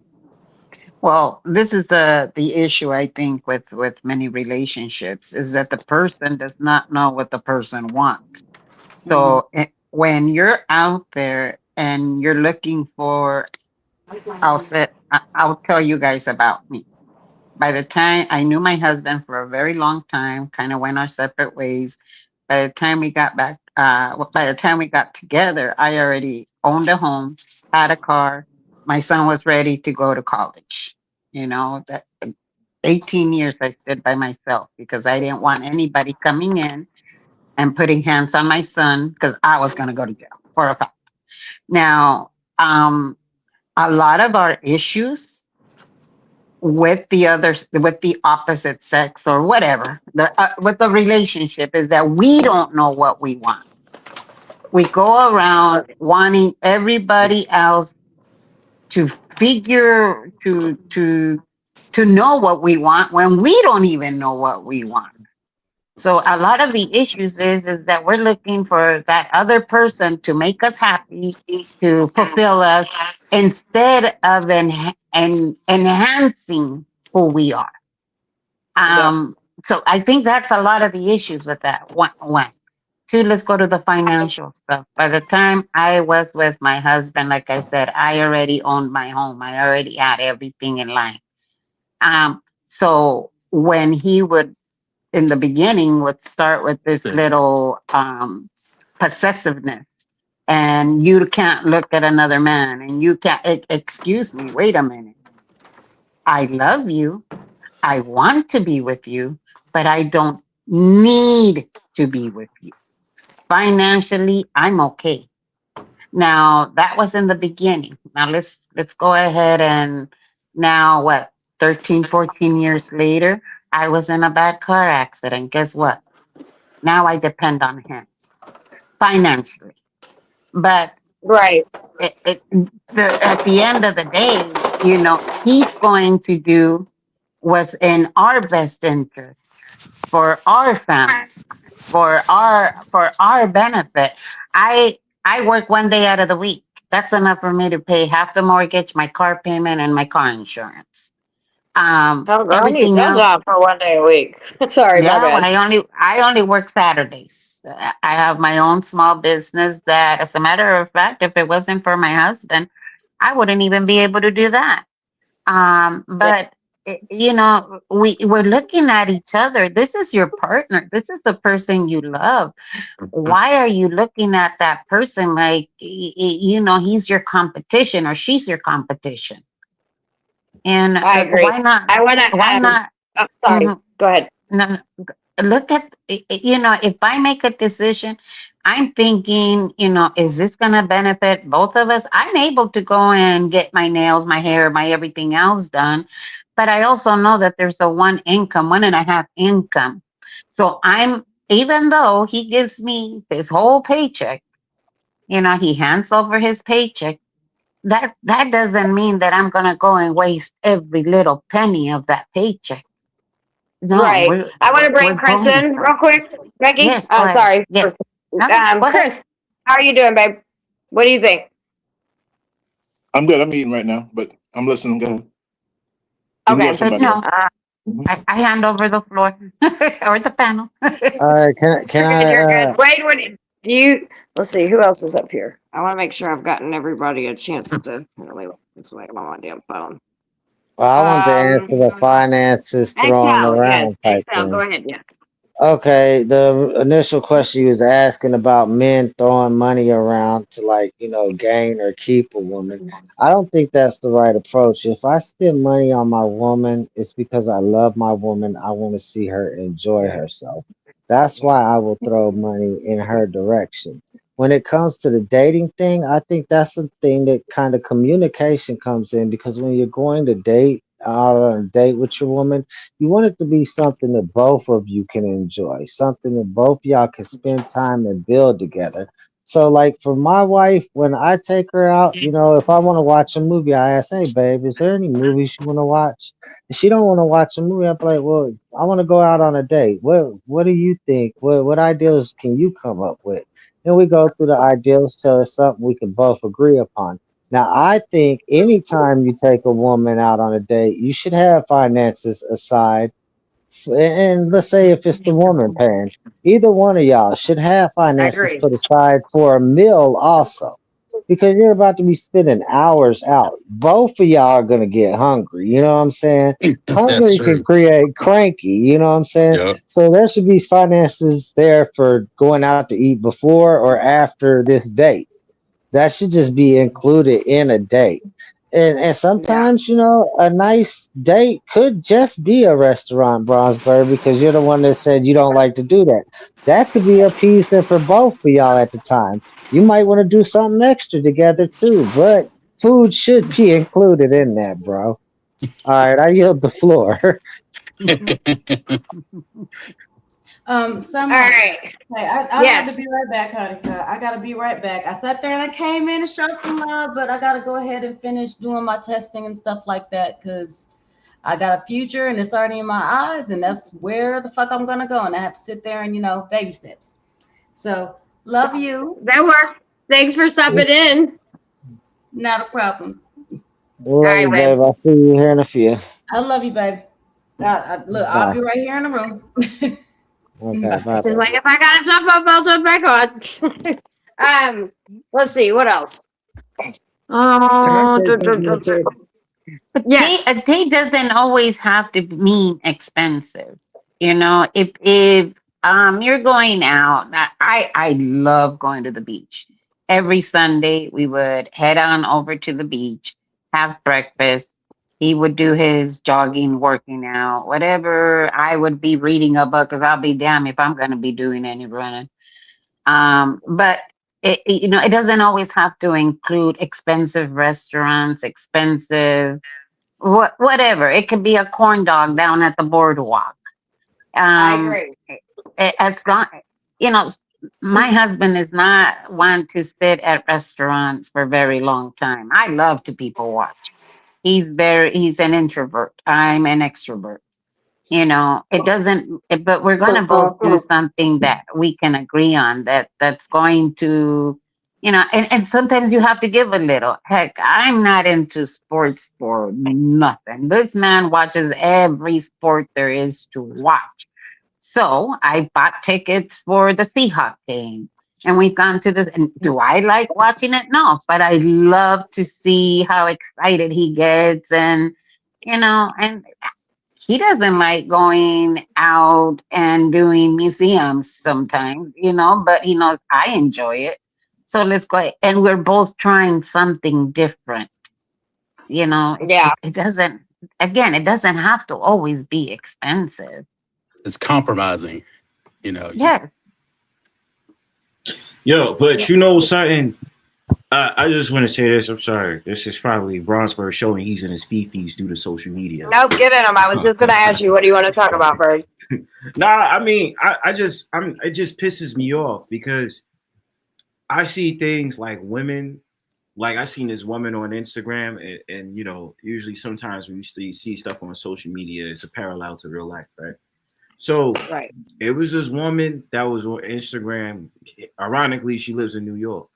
She saved her grocery bills, or she saved bills by directly only going on dates with women and men at restaurants. And because she knew that they was going to pay for it, she kept doing it. And so why I bring this up is because the thing about it is, again, I'm probably one of those dudes that's showing fatigue. If it's the fact of the matter, you have a predatory mindset towards a man by sitting up there saying, oh yeah, you could take me out on a date, and the whole entire thing for a date with you is take me out to a restaurant so you can get a free meal because you know that I pay for it. That shit is fucked up. And I think that it's not just now, because I mean, I know pretty much women probably did that shit in the 80s and 90s, 2000s, whatever.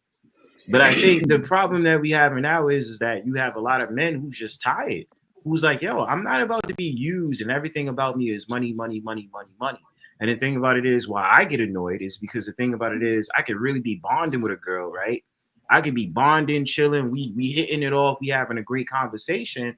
But the thing in the back of their head, they feel like, oh, the only way to really get to know me is going out to a restaurant. I'm not cool with that. Because the thing about it with me is I love traveling. I love going to museums. I like going to poetry places. I like going to, concerts and all that other stuff. I don't have a problem with paying for anything. I'm not a cheap person by all means. If I really like you, I'm gonna go all out for you. You know what I'm saying? I don't care. Right. You know what I mean? Here in New York, it's like to us, if you taking a train from one borough to another borough, that's a mission. You feel what I'm saying? So if I spend that time going out there, it's like I damn near took a flight underground. Well, and bro, that's why I said earlier, like I wasn't even trying to be funny, but like sometimes I think men and not because we talk about women putting boundaries up, right? And we talk about that all the time, but I have 5 sons. So yes, I am team girl, but honey, I'm team boy too. You know what I mean? Like, so Sure. I think that men most definitely need to make those boundaries. And like for me, like it just don't get me wrong. Do I like a motherfucker's gonna take me shopping, buy me car, all that shit? Yes, I've had all that. Like, and it's fun. Don't get me wrong, it's cool. You know what I mean? But like, so I think where they'll try to say, as far as sitting down in a restaurant, besides if they're not being scamming thirsty ass bitches, right? I would say that they would probably do that because it's like, okay, we're both sitting at the table, we have each other's undivided attention. There's not really a whole lot. We just kind of got to talk to each other. We got to be the entertainment for each other. And so it's like, okay, cool. All right. So that's why I said like a picnic or, you know what I mean? An ice cream or something like that. And bitches, if broads ain't trying to do shit like that, then like they probably, you know what I mean? Like, No, I'm don't. with that. I'm with that. Like, Because- like for me, a coffee shop. I'm sorry, but like, Right, the coffee shop, 100%. for example, you know what I mean? Exactly. And that takes away from, because I get what you're saying about like me, I wasn't the type of chick that was like, oh, let's go out to eat. I'm like, okay, I'm a very active person. You know what I mean? Like, I like to have fun. I like to do shit.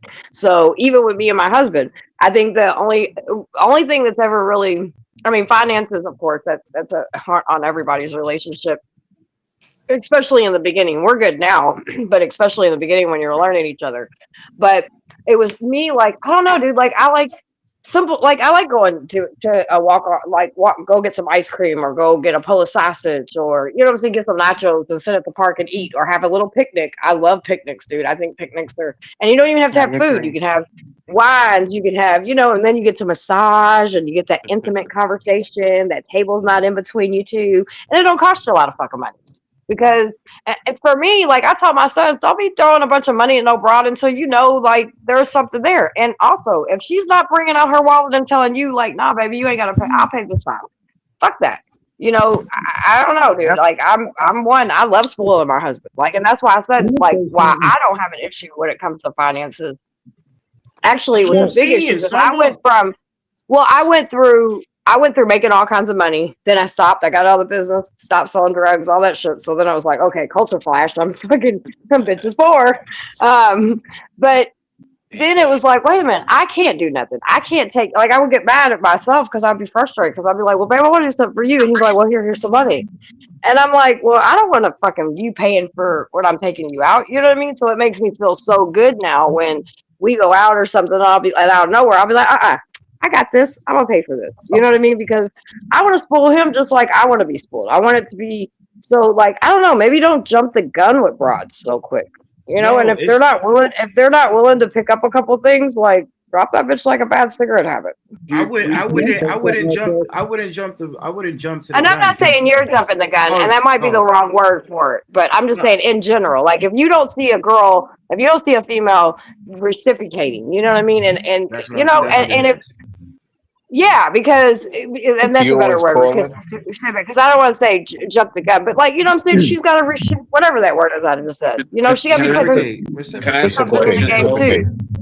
Can I ask a question? Sorry. I don't know why I can't say that fucking word. And after Chris asked his question, can I rewind back to a part of the stream of something that was said and get the gentleman's ideal and the lady's ideal on something that I heard that I kind of see as a red flag in relationships? Sure. Go ahead, Chris. I've been trying to make a point.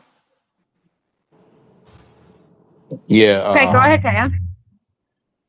The reason a lot of this goes on is because, like, chivalry, communication, and camaraderie is either dead or it's dying because we live in social media and live in the fast lane, and nobody wants to take the time to slow back down.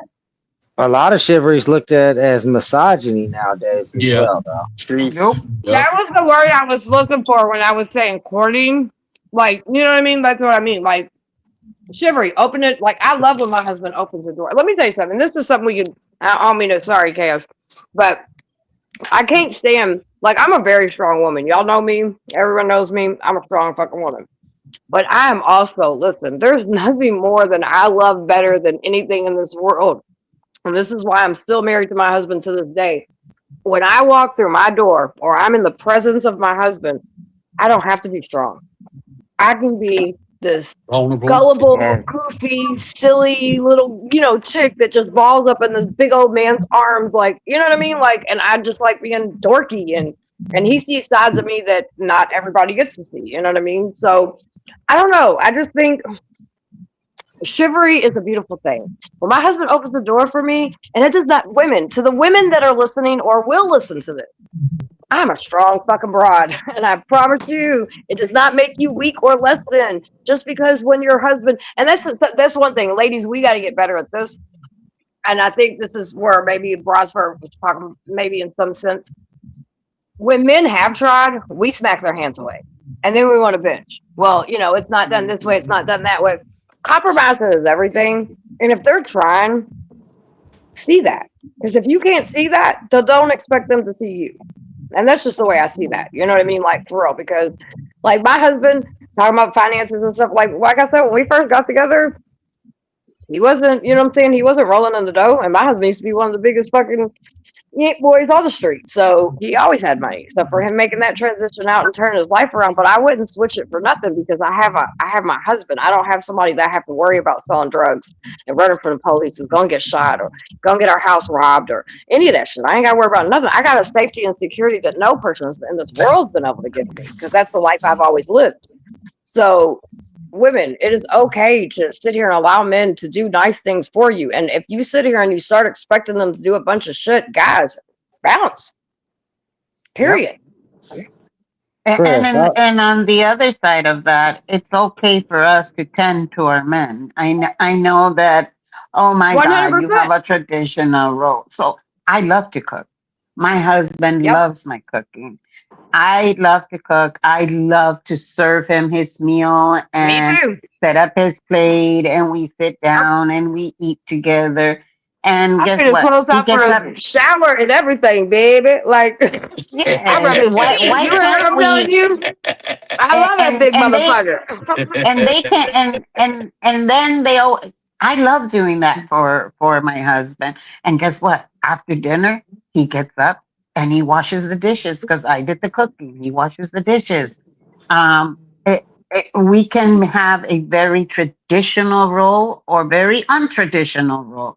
It's what's best for your relationship. Fuck what everybody else is talking. It's what's right for your relationship. And that's what a lot of people don't understand. They want to make, they want to make this big, huge, no, I am an independent woman. And therefore I will be damned if I'm going to serve him his plate. He can get up and do it. Well, guess what? If that's something that he enjoys doing, getting up and serving his plate, then by all means, yeah. But you know what I love more than anything, Becky? Yeah. You know how when you're cooking and you go in and your man's sitting there after he done got a nice shower, got his clothes laid out and took a shower, all that good shit, gets in bed, and you come in with that big spoon of food and you're like, here, baby, taste this, I'm cooking. And they're just like, And then they just sit back with this such content look on their. I love that. I love that more than anything. I love serving my husband. Yeah. Yes. That's why when people are like, I have people ask me all the time, do you talk to your husband the way you talk to? No, fuck no, I wouldn't. I wouldn't be married to him if I had to talk to my husband the way I talk on this panel. My husband says all the time, he says, babe, I know for a fact, every time you leave this house, there's a chance that you could get killed doing what you do. He said, I don't want you to worry about nothing when you have to go out on these streets. He said, I want you to be focused on what you're doing and do what you do and bring your ass back home to me every night. He said, but when you're in this house, he said, I don't want you to worry about shit. You ain't got to worry about nothing. Whatever's going on out there is going on out there. And vice versa goes for my husband. You know what I mean? My husband works his fucking ass off, dude. He works 17, 18 hours. I don't want him to worry about a goddamn thing. If I could wipe his ass without it being gross, I probably would, but I ain't doing that. But I'm just saying, you know what I mean? Like, I want to do any and everything for him. All right, out of Well, curiosity, can we hear the question Chris was going to ask before we keep moving the I goalpost on forgot. this I forgot. conversation? And that's why I wanted to bring it back to you Well, I because I did know you stop and forget ask him in sometimes. between, and he didn't say anything. So, So I wanted to say something about the one chivalry second. thing. Hold on 1 second. Hold on. Wait, Chris, what were you gonna say? No, I said I forgot what I was about to say. I'm I already sorry. forgot. No, it's Well, okay. can I go with my red flag question? Because I've realized ladies have this certain viewpoint often when they're in a one-on-one and what's supposed to be a one-on-one relationship. A lot of ladies have that because I've dealt with this in past relationships. Like me being a man that wants a one-on-one relationship, I don't care if a woman's a baddie. If she ain't my girl, I'm not gonna be looking in her direction. I'm gonna see that as disrespectful to my woman.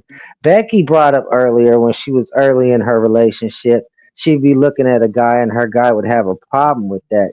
Are you aware of what his problem was more than just your thought of being insecurities? Is that yes. you was actually creating an insecurity? If he's supposed to be one on one with you and you're looking at other men, that No, no, makes no. him. I was not looking at other men. Let's say, for example, I would get up Oh, to go okay. I into thought the this was what you said he restroom. was doing.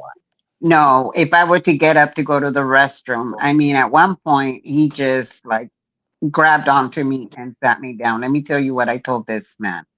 Um, if you think I am such a whore that I'm gonna have a quickie just by going to the bathroom, what are you doing with me? Right. Okay, okay, I That's where that understand. conversation. That's where that And so he was conversation came in. Because I had an ex that over she would be possessive. having she would have her eyes wandering at other men and she'd be like, well, I admire handsome men. I mean, I'm with you. I mean, you should have nothing to worry about. That just seems insecure. And I'm like, you don't understand. No, You're looking at another man. It's to me, it's like you're looking for other options, like I might not be the best one. And if that's agree. the case, why are you here with me? You know what I'm saying? Because I ain't got eyes for another woman. I'm in love with you. I'm trying to be with you. My eyes ain't finna wander somewhere else. And I was just told that it was insecurities and I need to No, get over those thoughts. And I'm like, no, but you're making me feel like, you might be shopping for a better option. you no. know what I'm I saying? agree with Yeah, that I can statement understand. 100%. Neither Yeah, does I my can. I can. husband. He So Now, doesn't see, have me and one my right husband, now. on the other hand, me and my husband, on the other hand, I'm starting to realize that mine and my husband's marriage isn't like everybody else's. We'll point people out to each other. You know what I mean? I'll be like, damn, look at that bitch right there, look at the fat ass. You know what I mean? Like, damn, or somebody will walk past, and I'll be like, damn, that motherfucker, he smell good. You know, or eyes is a thing for me. You know, I'll be like, ah, baby, you got some pretty fucking eyes. You know what I mean? But we're not gawking. There's a difference, right? So there's a disrespectful pointing some like big booty bitch or some pretty eyed motherfucker out or somebody that walks by and smells good and acknowledging it, you know what I mean? And then just being disrespectful. There's a huge, and again, because of communication that me and my husband have, we were just talking about this last night too. You know, we were because we were watching something and they wanted to have a threesome, and then whatever, it all went left or whatever, and everybody's trying to do everything behind everybody's back and all this weird shit. And me and my husband's golden rule has always been, look, we'll do whatever. You know what I mean? And he's like, I don't give a fuck. You want to go be with somebody else? Cool. Just let me know so I can be on the same even playing field. He was like, so we've always been like that. I mean, even when I was stripping and shit like that, like people were like, oh my god, I could never be with somebody that was a stripper. And he's like, that shit don't bother me because I know what the fuck she's doing. And when I was doing something else, guess what? He knew about it. So when we first got together, you know what I mean? I'm like, look, I'm not gonna hide shit from you. This is A, B, and C. This is all I'm doing. And if it's not, I'm not really looking for a relationship at all. I was not at all. I really just wanted to fuck my husband, to be honest. I've told some of you all this before. I was not looking for a relationship. But then that's when it happened. But it's always been communication with us, yeah, especially in because every level: finances, that sex, religion, everything. Because if you that don't, was a it's fine. that was a big issue with me and my ex that I was talking about because I felt like she was gaslighting me with this whole insecurity thing. And I'm like, well, if I'm with you, why should I be looking at another woman and smiling and eyes following and Yeah, see, now it's that's all like this. That's kind of disrespectful when people are doing that. It's one thing to acknowledge, you know what I mean? And again, if you would just hypothetically, we were together and we never had that conversation to where it was like, hey, babe, you know, because I know I've seen men and women. This shit cracks me up every fucking time. There'll be somebody on TV, like a superstar or something, you know, just whatever, an individual on TV in a movie or some shit, and bitches be getting mad. Well, was she standing her for too long? Or dudes be like, oh, what the fuck you think, you know? And I'm like, dude, it's a motherfucker on TV. What the fuck is your problem? Like You this is a know? motherfucker. I mean, now And I would that's agree what with I would that. point out insecurities. Yeah, I would yeah, point yeah. out I'd agree insecurities with on that situation. But in a situation where she's gawking over someone, yeah, no, motherfucker, you being disrespectful. Like, what the fuck is she doing? And you had every right to check her on that. And I'm proud of you for doing that because a lot of people, you know, just let that shit go. And then it ruddles and ruddles and ruddles. And the next thing you know, shit just goes left. Yeah, because I think it's cool, you know, you see someone, you're like, hi, and you're like, oh, that's a handsome man. Cool, whatever, whatever. But if you're like, hi, and smiling, and your head's following, and he's looking at you like, oh, I might have a chance with your girl because you can see as a man what another man thinking. I used to find that shit disrespectful as fuck. Well, yeah, if she's straight up flirting with another man right in front of you, then that respect is everything. Respect is everything. Acknowledgement is one thing. Being the thirsty bitch is another thing, or vice versa. I'll see dudes do that. You know what I mean? Be like, damn, motherfucker, you gonna break your fucking neck to go look at this bitch? You know what I mean? Like, I literally had a fucking. I had a dude run in his car. His bitch was in the car. I was outside of the car and ran into another car. I had a dude do that on a bike as well, like breaking their neck to look. And I'm like, what the fuck, you thirsty motherfucker? Like my wife that I've been married with for years, she used to dance like you, Summer, when we first got together. And I used to go to the club with her and everything. I remember one time, this one girl sat on my lap and was trying to flirt. You know, that bitch hit the floor. I picked her up, dropped her ass on the floor. Like, what the hell are you doing? Did I ask you to sit on my lap? Did I invite that over here? And she got up and got an attitude. I didn't come to the strip club. Even if I didn't have a girl and I came to the strip club, I wouldn't want just some random motherfucker to sit on my lap without permission. You know what I'm saying? Stripper's job. So you in our territory, get over there. But hold on, she went back. Soliciting a lap dance. Hey, you She can sit went. on my Hold lap on. all anytime. Check this out. And when I did that to her, she got mad as fuck because I didn't invite her in my space. I'm very much keep your distance unless I ask you to come to me, whether you're male or female. Stay within an arm's length of me. You know what I'm saying? The strip club's I the like last my place you need to space. be at. Well, I mean, every other stripper there didn't have no problem coming and ask me if I wanted to dance her company. Just this one chick was trying to go overboard with it. I mean, she literally came and sat on me like I'm her property. Didn't ask, can I sit here or anything? Well, she did that because she knew you was somebody's old man, and hence why my husband. And see, that's something that me and my husband never did. No. Let me tell you what happened after I dropped her on the floor. Because obviously she did not know, because she went back to the dressing room and she was like, this broke ass motherfucker out here just gonna drop me on the floor, broke dusty motherfucker. And my wife was like, who you talking about? She pointed out at me. She was like, that white dude right there. My wife she was like, fuck him. My wife was like, I do every night and he's not broke. And she was like, oh, that's your man? And then they ended up, having a little tension. That brings a lot of fucking problems. They had a little bit of tension after that. Well, I didn't mind my girl, giving dance. It was her job, you know what I'm saying? I didn't mind her giving dances and, doing her little thing on the pole and people throwing dollars. Shit, she's bringing that money home, you know what I'm saying? I know my old lady wasn't sleeping around on me and all that. I had confidence in it ain't even about that. It ain't even about none of that, honey, because that's all good and gravy. It's gonna. I don't need. It's just something me and him never did. We didn't do that. He didn't come to the strip club. He might come and throw me a pack of cigarettes or something like that. If I left something at home, he might drop it off. But I'm curious. Distraction. I'm curious. Why didn't she do it? I'm there making money. I don't need to be there conversating with him. Well, she wasn't. She would come conversate with me again, the boundary. Everybody has boundaries. So when I'm making money and I'm in there doing my thing and he's doing his thing, again, it was just, you know, it was Well, my wife would just didn't come do it. visit with me in between customers, you know, when the clubs start to slow down. Other than Yeah, that, that's she a was out there distraction, baby. making I her need money. money, doing her I'll see you when I dances. get home.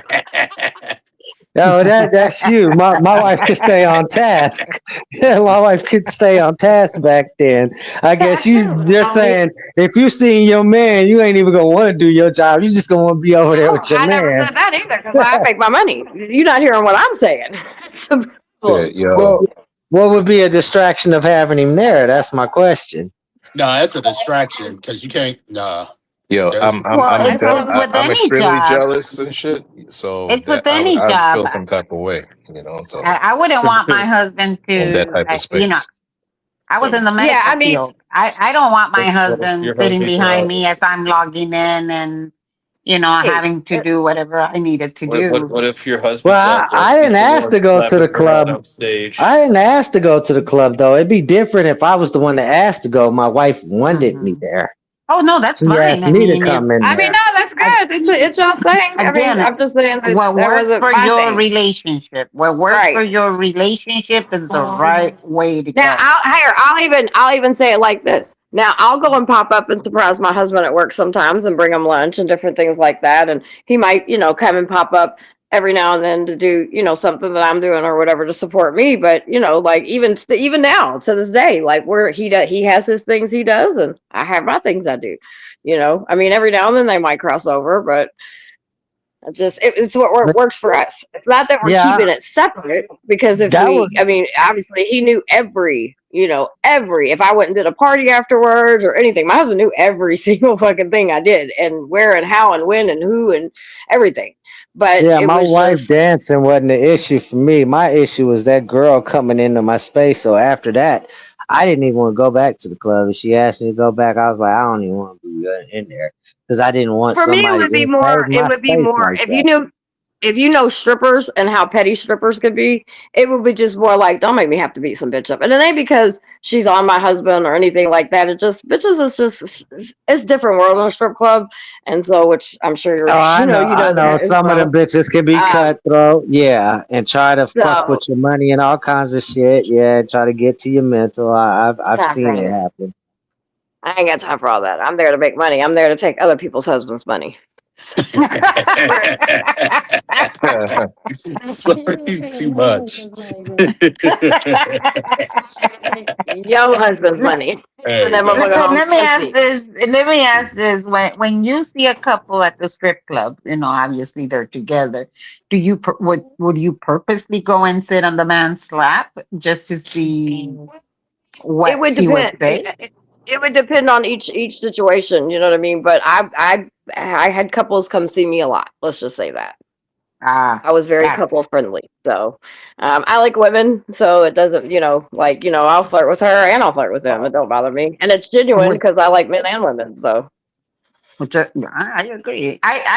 We used to go to the strip club together every once in a while. I Well, love going not to the city bar. every Shit, once I in a still while. I'll be honest with you, even as a dancer, like we would get off work or whatever, and I would go to other clubs and hang out because it was just like, okay, cool. You know what I mean? Like I was there to spend money on them. Like, I don't know, I just like the atmosphere of the club. It was always, I always had fun. So, but I mean, like I said, it wasn't that my husband, I mean, I was an escort and everything in the very beginning of our relationship. And until I got secure that I knew things weren't going to go left, you know what I mean? Like I wasn't, Hmm. my thing was, why was I going to change everything up just because some dude came in my life for the umpteenth time and said that this is, you know, he's going to change my life, which Curtis never did that. But you know what I mean? I'm like, what makes you any different than anybody else? And so slowly but surely, I did start seeing the differences. And then that's when he never, I mean, even I have a documentary out and everything about my story. And then he speaks in it. He's like, I'm not, you know, my husband wasn't going to tell me to go stop doing something because he was like, you know, when it's your time, you'll come to that decision on your own, you know, because I was very communication with him. He knew everything that was going on. And he just knew because of the things that had happened to me, him trying to force me or tell me to do something, it wasn't going to make it right. You know what I mean? So if I genuinely exited out of that, then, and like I did, I wouldn't go back. And I haven't. I So, know that was only the third or fourth time when that girl, I had been at the club with my wife when that girl decided to sit on my lap and I had enough. There was the I had to time, beat that bitch up. not the time before that, but the time right before, like 2 times before that. Like the second time I had went with her, this one girl came up to me, asked me the corniest line. She was like, "Can I butter your biscuit?" I was like, "What the fuck is a butter bit? What?" And this chick looked like Peter Pan, y'all. Looked like a little boy trying to grow up. I was like, I was I'll Yeah, tell already you how thrown bad off it like was. one of then. them lost But the boys. one Me and invading my my husband, and space then without Isaiah, I my heard you. permission was just an overboard thing. And then I'll let you go. I'm gonna say one thing. I remember one time, and this is why I'm like, because I just know how bitches are, you know what I mean? And I was kind of always the top dog anyway, so I already had shit I had to deal with from dumb bitches. But I remember me and Curtis were arguing one time, and he was just on the phone, and some bitch just, like, don't. First of all, don't get in my arguments. Don't get in my arguments. Stay the fuck out of my arguments, especially if I'm arguing with my husband. And she said something. She said something along the lines of, I can't even remember what the fuck she said. All I know is instantly she said something about my husband, yelling or something like that. And I was like, hold on, babe. And I put the phone down. And I beat the shit out of her. And I picked the phone back up. He said, did you just beat that girl up? I said, yeah. She don't need to be talking to you fucking crazy. What the fuck is wrong with this bitch? That's So my job. That's my job. right.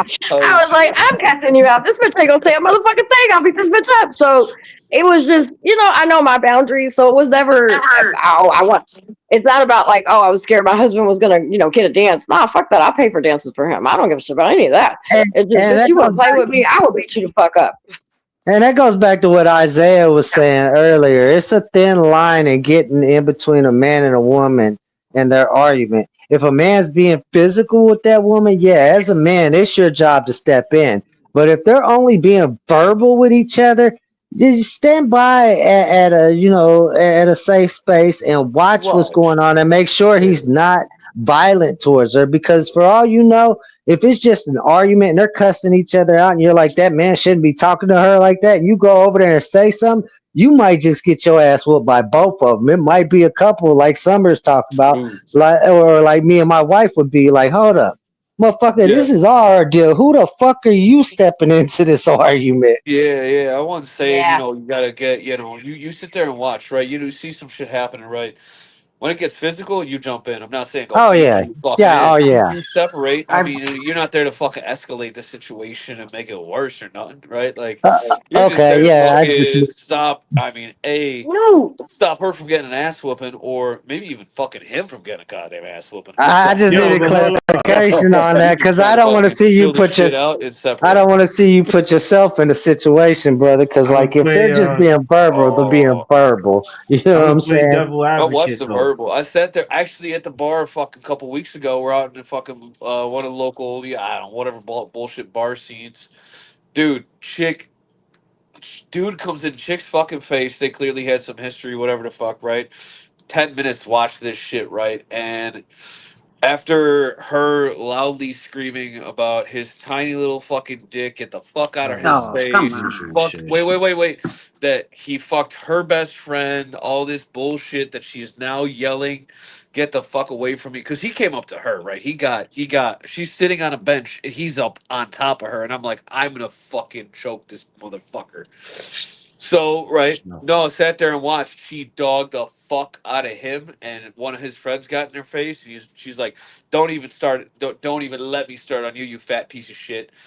Uncalled for a little bit, maybe, but also, I mean, this chick is like, I mean, probably your size, Summer, and she's dogging the fuck out of these two big ass dudes. Dude, everybody gave a standing ovation on the bar patio that heard it. Like you're talking like 100 fucking people heard this motherfucker get dogged out with his friends as they fucking walked away tail tucked, right? But I was sitting there, I was waiting Yeah, for she's him to put putting a her man in fucking his hand down. place because I he was was in the gonna go wrong. up. I was gonna go up. My friend said, "Chill the fuck out." My other buddy's sitting there watching too, and he's like, "All right." So we're looking. But we let it play out, and she dogged the fuck out of him. And if we had stepped in, right, then we would have been the bad guys. And also, though, I mean, it Yeah, would you not might have have been been fighting nearly as all fucking three of them. entertaining and funny as it fucking played out to be. Holy shit! I mean, dude was a fucking douchebag. But like no. But again, like I said, I'm not saying you need to step in immediately. You got to watch how it fucking plays out, because then Okay. you can become the bad guy real fucking quick. Just because it's a little couples dispute that you take some kind of way. Might get a Yeah. little heated. Might get some words thrown around and shit. Right? Looks like it's gonna get heated until it's like that point. Right? That's when you step in. That's when you step in. Right? But Oh yeah, for sure. to You be don't want to fair, watch no man beat on a woman. That's for sure. yeah. I mean, to be fair, this situation, though, like that, I just, it looked like it was like right there, right? Like I saw his fist balled the fuck up while those two were fucking talking, right? And that's why, literally, a conscious fucking choice in my head. I'm like, I'm gonna grab this motherfucker by his neck and throw him straight through the fucking door, like. But thankfully, it never got to that. And All right. yeah, dude. Oh, So, fellas, Yes, ma'am. Brosberg, are you still there? Yeah, I'm still here. Probably. Oh. Is there anything that you would like to discuss that's been women related? Nah, I feel like. Oh, you know what? I was just you. Clitoris, it's a myth. I was just looking at something on the gram. So, but between y'all talking and me looking at something on the gram, I was researching something. So, you was talking about submission and Yes. femininity. Oh, we were Let's supposed get to into talk that about conversation. Yeah. So, what's funny is because there's okay. I'll have people say to me, "Well, Summer, you're a feminist." I think that's how you say it. And I don't necessarily label myself as a feminist because, why, yes, there are women issues that are dear to my heart and I will stand up and fight for. I will equally fight for men's rights as well. Because, again, I have 5 daughters and I have 5 sons, for those that don't know. Yes, that's 10 babies. So for me, I can't, while yes, being a woman and things like that is important to me because I'm a woman, and I love all my womanly ways. I don't know some of the feminist stuff, or when I hear people talk about it, it's some of it I'm just like, I don't know. And submissive happens to be one of those conversations. So I remember a long time ago when I would hear the conversation, this is before I got married and stuff like that, and I would hear people use the word submissive. It was always in a very abusive way. So when I got out of those situations, I was like, yeah, fuck that, being submissive to anybody. And more more and more I got away from, things that were abusing me and hurting me and stuff in situations, the stronger I would get. And, by the time I met my husband, as most of you all have seen, I'm a pretty strong person. I don't take no shit from no man, no woman. I don't give a fuck. But when my husband created trust, right, and he created a atmosphere to where I can literally lay everything down, and I know I can trust my husband with my life, literally. Then I got to understand what submissive was. And like, I am very submissive when it comes to my husband, and I love it, right? Like, I love not having to be bossy and not having to be, the one that's in charge of every single thing. I love being able to just be like, yeah, with my husband. But I hear other men talk about being submissive, and it's in that abusive way. And so I think that, in my opinion, I think that when men create an atmosphere, if that's what they want, right, in a relationship, I think when they create an atmosphere without the abusive, without the ego, and all of that in it, I think women, in my opinion, and I'm speaking as a very strong woman, I don't think it makes me any less stronger by being submissive to my husband. I think if a man can create a safe atmosphere, and submissive doesn't mean that he holds his thumb over you and da da da da da. That's not it at all. Yes, I'm more gentle with my husband. Yes, I'm more, you know what I mean? Like, I'm just completely opposite than other things with my husband. But I hear these guys on the internet, and he's like, if my woman don't do this, and oh well, she'll speak when she's spoken to, and all this other shit. How do you all see submissive and like Yeah. Not like that. Real quick. Not like that. Nah, you know what's really crazy though? I've been a very lucky man. a very lucky man. See, I gotta say this because when we in New York, they always complain about women being aggressive and all that shit. When I deal with a lot of when I dealt with a lot of women, right here in New York, like they was having this talk, like yo, girls from Brooklyn, it's mad rough, son. I remember I didn't have let me tell y'all, I had lint in my fucking pocket. You understand me? I didn't really have no money. You know what I'm saying? I just went to some random event, chomped it up with this girl. She had came off aggressive and stuff like that. But because I was just listening and observing, she got into what they would call her femininity. So when someone sat there and said about creating that environment, it's just the fact of the matter. I hate to say it, but having the gift of gab, number one. I'm sorry, I gotta say it. And just being that type of dude that's just kind of like just humble, but you still hold your ground as a man. You still like, yo, look, listen, I'm me. You know what I'm saying? But you talk about what you want to talk about. I'm gonna listen to you. And but if it get out of line, there's no reason. And there's a way you can address it. So if a girl getting disrespectful with you, you just be like, look, listen, you don't need to do all that. You don't need to be disrespectful. You know what I'm saying? I'm just having a conversation with you, and their whole attitude is going to change. I've been in situations with dealing with those quote unquote aggressive masculine women, and they wind up being feminine to me, and I have to do shit. And they be like, oh, and then they get into this whole thing. They always want to compliment me. It's like, oh my God, you're so handsome. You listen to me and blah blah blah. So I feel like I definitely agree with someone. It's the way you produce the environment. Because even with like certain dudes be like, oh, these girls are too masculine. I said they wasn't masculine around me. They was sweet, they was charming, calling me baby names and calling me pet names and shit. And I just would be listening to them talk. And they wind up just being like, whatever, I'll get their number and then we go from there.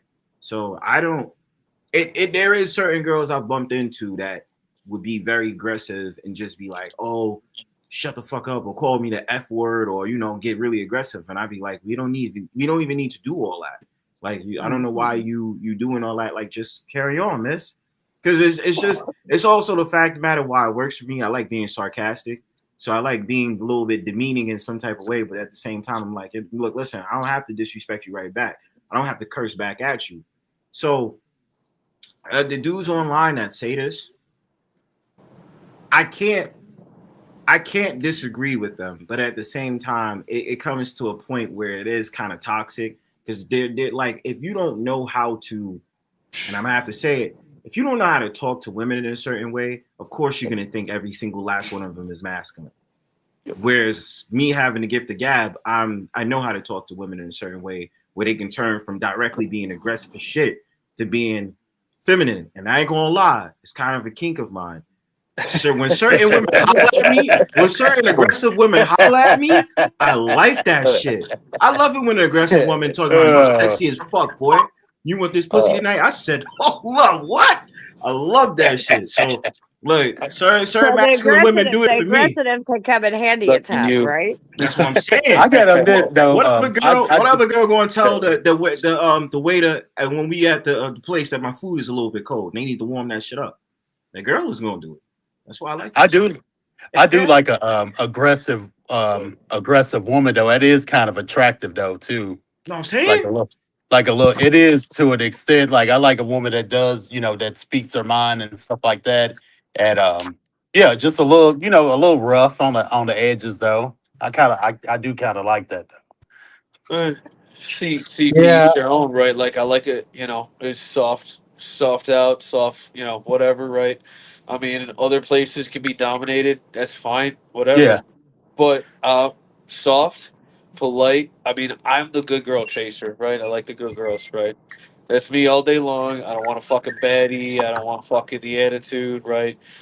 And I mean, that's the thing, though, right? I a chick can be independent, smart, have her job, have her shit together, have everything together, not be quote a fucking baddie, right? She don't have to have that the stereotypical attitude, the look, whatever, right? Actually, I don't fucking want makeup. I don't want that fucking Instagram fucking makeup face all day ever. Realistically, ever. I don't want simple, natural, right? Right, that's the chick, right? But again, though, I understand, to each their fucking own, right? And I can understand the attractiveness to some chick commanding, right? And I mean, realistically though, I mean, if a chick walks up in a bar and it's like, "You gonna get this shit tonight or what?" Right? I like, I can't say I turn it down, right? That's You some would. shit. That's some fucking shit. Too, but I think I'm. Jesus Christ! Sorry, that kind of threw me off. That was funny as fuck. That was funny as fuck, bro. Uh, Well, there's a certain level. I'll go. Although, and to agree with you, Summer, like what you said, where it's also partially dudes' fault earlier, right? How dudes are conducting themselves in fucking public, right? And talking to fucking women to the point where they think they have to be this bad bitch fucking mentality all the fucking time. Not every chick, obviously, and not every dude, but I, I, it just seems it leads to a point of like every on both sides being able to take disrespect easily, where it is number one, maybe it's not there, right? Right. Somebody feels disrespected the way a chick talks or a dude talks to them, vice versa, right? And it's so easy to fucking do it nowadays because everybody's so fucking all up in their emotions all the time, right? That it just comes off a certain kind of fucking way as disrespectful, right? And I think that's easier to do than not, and that is also leading to like more turning off either side than not, right? Because you could be the chick that is super put the fuck together, everything's together life wise, blah blah blah, but you think you got to talk to some dude some kind of way. But now you're upset because you're not getting a fucking, a decent fucking guy, right? I mean, a realistic standard fucking good guy, right? And you're just getting these fucking assholes over and over again. And vice versa with the chick side, you're just getting the fucking, I don't want to say like, ran through whatever or just disrespect, whatever the shit. This chick with fucking these stupid, unrealistic expectations, right? But I think how we're communicating with each other is truly fucking breeding, and in that negative way, right? Communicating that, right? Because Yep. let's be real, show each other fucking respect, right? You don't say bitch to you don't walk up to a chick and call her a bitch in fucking public, right? You don't walk up to him and hey, what's up, motherfucker, right?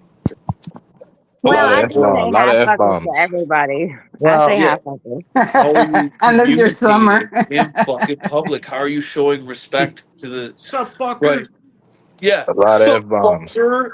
I Oh, do the have. blah blah. I think this is gonna be the last part of the conversation. I chime in because it's almost 1 in the morning. I gotta get up early, but I think the unfortunate thing is it's always the woman's job to find where she needs to be submissive at, because you're going to have good men that want a submissive woman, but you're going to have bad men that are trying to push that trick bag just to get away with their dirt bag shit and be controlling. Mhm. And they're going to want a submissive woman too, so they can neglect that submissiveness. So it's up to that woman to fill out the energy and know what she wants to be submissive to, and don't be submissive to something that feels abusive. I agree. I agree, and then 100%. and that douchebag guy is gonna want to try and even force submission too, where I'm not gonna play like I'm always a good guy. Sometimes I'm in a bad mood and I'm an asshole. So I love when my woman gets in what they call the masculine energy and she puts me in my place, kind of like that guy you was talking about. I would never ball my gotcha. fist at my wife though. But if I'm, I'm kind of raising my voice, but I'm in the wrong because I'm raising my voice over something that has nothing to do with her, or over something petty just because I'm in a bad mood. I like when she raises her voice over mine and puts me in my motherfucking place because I'm in the wrong. Yeah. Sometimes it be like that. You know what I mean? Like sometimes, and even outside of relationship, just in men and women in general. I say this a lot, right? And Chris, I use Chris as an example, and Brownsburg as an example, and hell, even Isaiah. I mean, we've had a debate, but I've never gotten. I don't think I've ever gotten. Anybody's ass up here really. That's up here. Um, Nah. don't think so. Not at Yeah, all. maybe a little, like whatever, but nothing mood Got swing or heated, something, but but never Yeah, anything it big. just got heated, but it never got like out of Yeah, control. Like, nothing Well, stupid. Summer, and a But couple my times we've had that energy where you were upset at me over what happened at that other channel, and I told you, we see different about it, and I'm not gonna go back and forth and argue with you about it, because if I'm gonna argue with you about it, I'm gonna put myself in a place where I'm wrong over what I perceive as you having a misunderstanding of what was going on. And I'd like to have that further conversation with you one day so you can understand what was going on versus thinking I was coming at you, sis, because I would never come at you. That's why I was Absolutely. trolling that same dude with right, and I get that, and and yes, and you are definitely I did go quiet at a certain time and let you handle your business because I felt like you needed to put your foot down like I had to one time there, because I didn't like some of the things that was going on. I didn't like when they was taking it to some colorism type bullshit, and I agree 100% with you. That was off kilter, off base, and that's not reserved for someone like you that's multicultural and don't have racism in you. They can well, save that for the racist white folk. Can I ask you a well, question based off of what that you just said right there? Right. Yeah, sure. go ahead. So you said, you stepped out, like you look at yourself as quote, yeah, quote wrong, or whatever, you're stepping down from your argument, right? Now, relationship wise, like man, woman, in any sense, right? How attractive is that if a guy sits there to he is stepping down regardless of how he feels, right, wrong, especially in the sense where it's him defending his feelings, right, in a situation where technically nobody can be fucking right or wrong, but he's automatically taking the side of being wrong, right, to avoid more conflict, right? How does that make, for, I guess, Well, for the women, how does that make you feel for the women? I'll tell you why I did that with my sister Summer here. I did that with her because, okay, I did do a little bit of a trolling comment that I feel like she took out of the context that I was meaning for it to be in. But I also take responsibility because obviously I did that at a wrong timing that made her feel some kind of way. And I have to be understanding that, my timing was off and she was offended by it. And that's why I won't argue with her because even though I had a good intention, I obviously offended my sister when I did not mean to.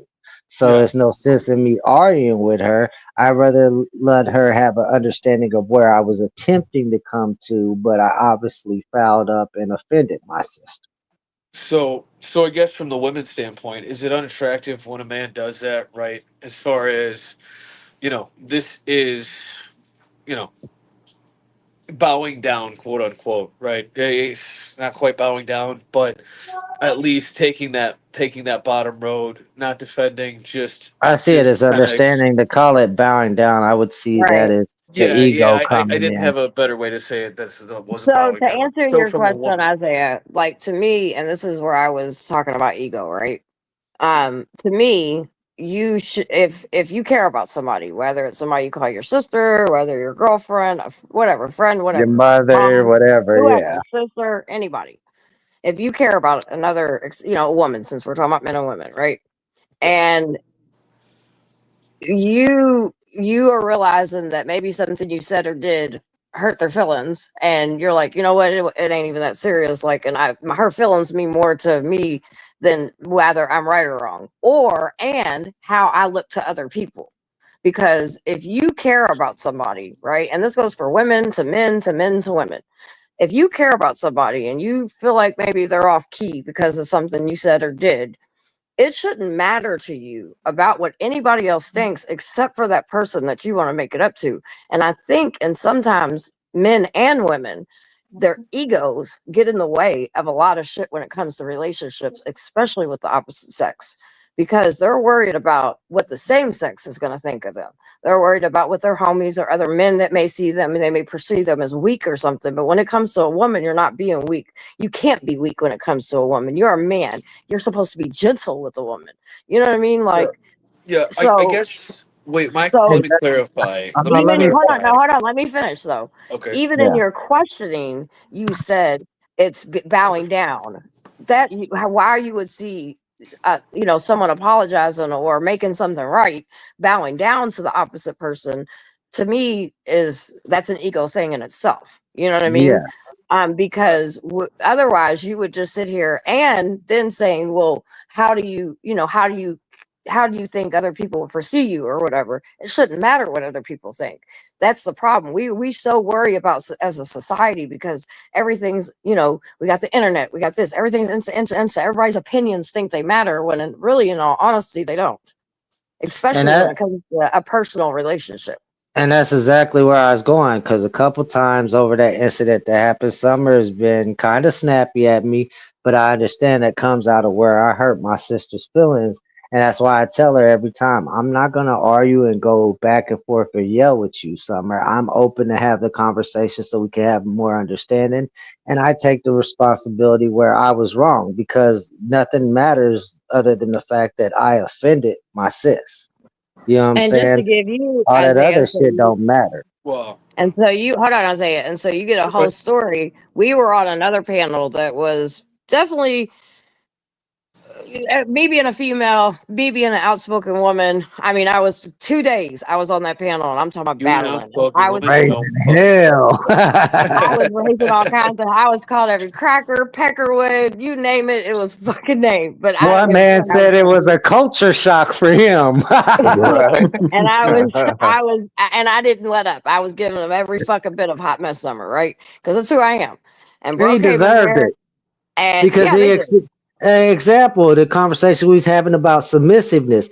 He felt like Summer should have submitted to what he was talking about after being disrespectful to her, which gave her that energy to go at him in the first place. 100%. And like I told him, the only person I'm submissive to is my husband, so he can kick fucking rocks. But anyway, so then he came in, and then there was, I don't know, there was a remark made by somebody, and then he said something, and I was just, it wasn't what he said. I mean, it was what he said, but it was, I guess, like he It's said, kind the of the tone. timing too. Right. Because if he would have said that in another time, it wouldn't have bothered me. But I'm like, I'm sitting here, World War fucking 97 on this goddamn panel. And then you come in here, and now I feel like, put me in a situation that's like, well, haha. And they did. They were like, that's why Exile, da da da. And I'm like, hold the fuck up. You see me at my fucking neck, and you just gonna help put the pressure back on my goddamn neck. You got me fucked up. Like, what the fuck is wrong with you? Yeah, and I tried to explain that that's not how I was And I trying wasn't hearing none of to it. take the direct. Yeah, she wasn't. And after that, I muted the fuck up and shut up for at least an hour. Yeah. I was like, shit, she has a right to be mad at me. If I said something that hurt her feelings, I don't what made dictate it my worse, sister's feelings. it wasn't even, like I said, it wasn't what he really said. It was the aftermath of the cause and the effect of it, right? So everybody got on my ass and was like, ha ha, that's why your brother Exile said blah blah blah, Exile blah. I was like, man, fuck you and fuck him too. You know what I mean? Like, it was just one of those moments. So to But clarify, and hold on one second. And Exile, I appreciate, and the attitude will now leave. The attitude wasn't left because I just felt like it was, you know what I mean? It wasn't acknowledged. And it, like I said, it wasn't the time. It was just the moment.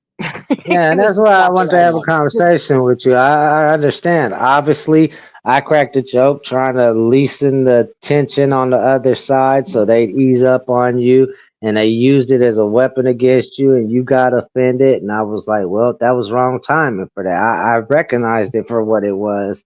And I tried to explain it in that moment in a day or two afterwards, but he still wasn't hearing it. But it's all good. I fucked up. You know what I'm saying? I should have chose a better way or approach or something. I'd never meant to offend you, sis. It's all good, and I appreciate it. And and go to Isaiah, what you're saying, like, to me also, like him, he could have apologized to me anyway, and I would have accepted. But like, I mean, it happened publicly, and he's saying it to me on a panel, and I appreciate that. You know what I mean? So like, I think people, men and women, because females be doing the same shit. They always worried about what the next bitch is gonna think, and it's like, hold on, baby girl. At the end of the day, the next bitch is not gonna be there for you. Like, if you're trying to build something and you want to, and at the end of the day, I think we're all human, and that's what we want. And a person has many layers to them and many, many onions. I have so many. Just when you think you've gotten to know me, I promise you a new fucking chapter is going to come up and you're going to be like, God damn, bitch. Because that's just how I've always been. I have many, many layers, which most people do. And you can't worry about what other people are thinking about you, because the moment that another motherfucker's opinion holds weight in your fucking steps and how you operate in life, like, it's just not. Because I watch so many guys on this panel, their ego, they'll sit here and talk crazy to me. It's me and Exile, this is the first real kind of like bump, but still I wouldn't call it a big fucking, you know what I mean? It was more a little brother and sister, you dig, it was about it. But none of the men on this panel, I have gotten to some of these fucking battles, y'all have seen me get into it with men. And I get into it with these men because it's like, hold on, wait a minute. You want to go around here, you would disrespect women. There ain't a lot of women that come on panel anyway. And y'all don't realize this, but it is hard being a female, especially in the panel verse. Because if you're not over sexualized, and no matter what you do, you can't do it right. Like, it doesn't matter what. And you're going to have fucking 500 guys on your fucking ass that don't give two fucks about your feelings, and they're going to talk about any and every fucking thing you do. So, but I point out all the time, there's tons of men I don't argue with online. There are tons of men that I do not argue. Fuck boys, I'm gonna argue with. I'm gonna split their fucking guts wide open. And I don't give a fuck. People be like, God damn, Summer, you be going too far. No, I ain't went far fucking enough. Okay? I'm finding every day I'm thinking of a new way to get onto a bitch made motherfucker's brain. And the bitch made is not the dude that's apologizing to me, or it's not the dude that sticks up for me. It's the motherfucker that's going to disrespect me just because I'm a female.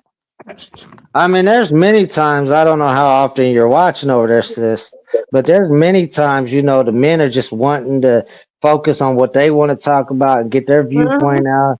And they're kind of talking over Demi, where I'll try to stop the panel and be like, hey, hold up. I'd like to hear Demi's opinion on this. Demi was trying to talk. Let her talk. Let me hear that.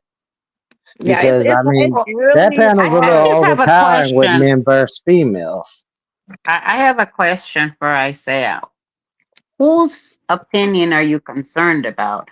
Are you concerned about the person that you're having that conversation with as to how they're going to view if you're being outspoken about your feelings and how they're making you feel? Or is it the people around that might be listening to a conversation that they have no reason to be listening into?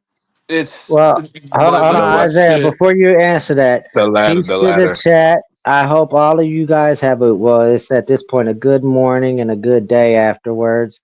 I appreciate the conversation and thank you for the chat for participating. I'm gonna get out of here. I'm gonna listen while I fall asleep. So you guys have a good night, bro. Thank you. All right, Exile. I'm right behind you. All right, Juice. No, I was asking, right? So, like Exile said, he took the step back, right? Held his tongue, whatever, bowed down. I guess that's a bad fucking wording for it. But if you're from the chick's side, right? You're watching your dude do that in an interaction, right? And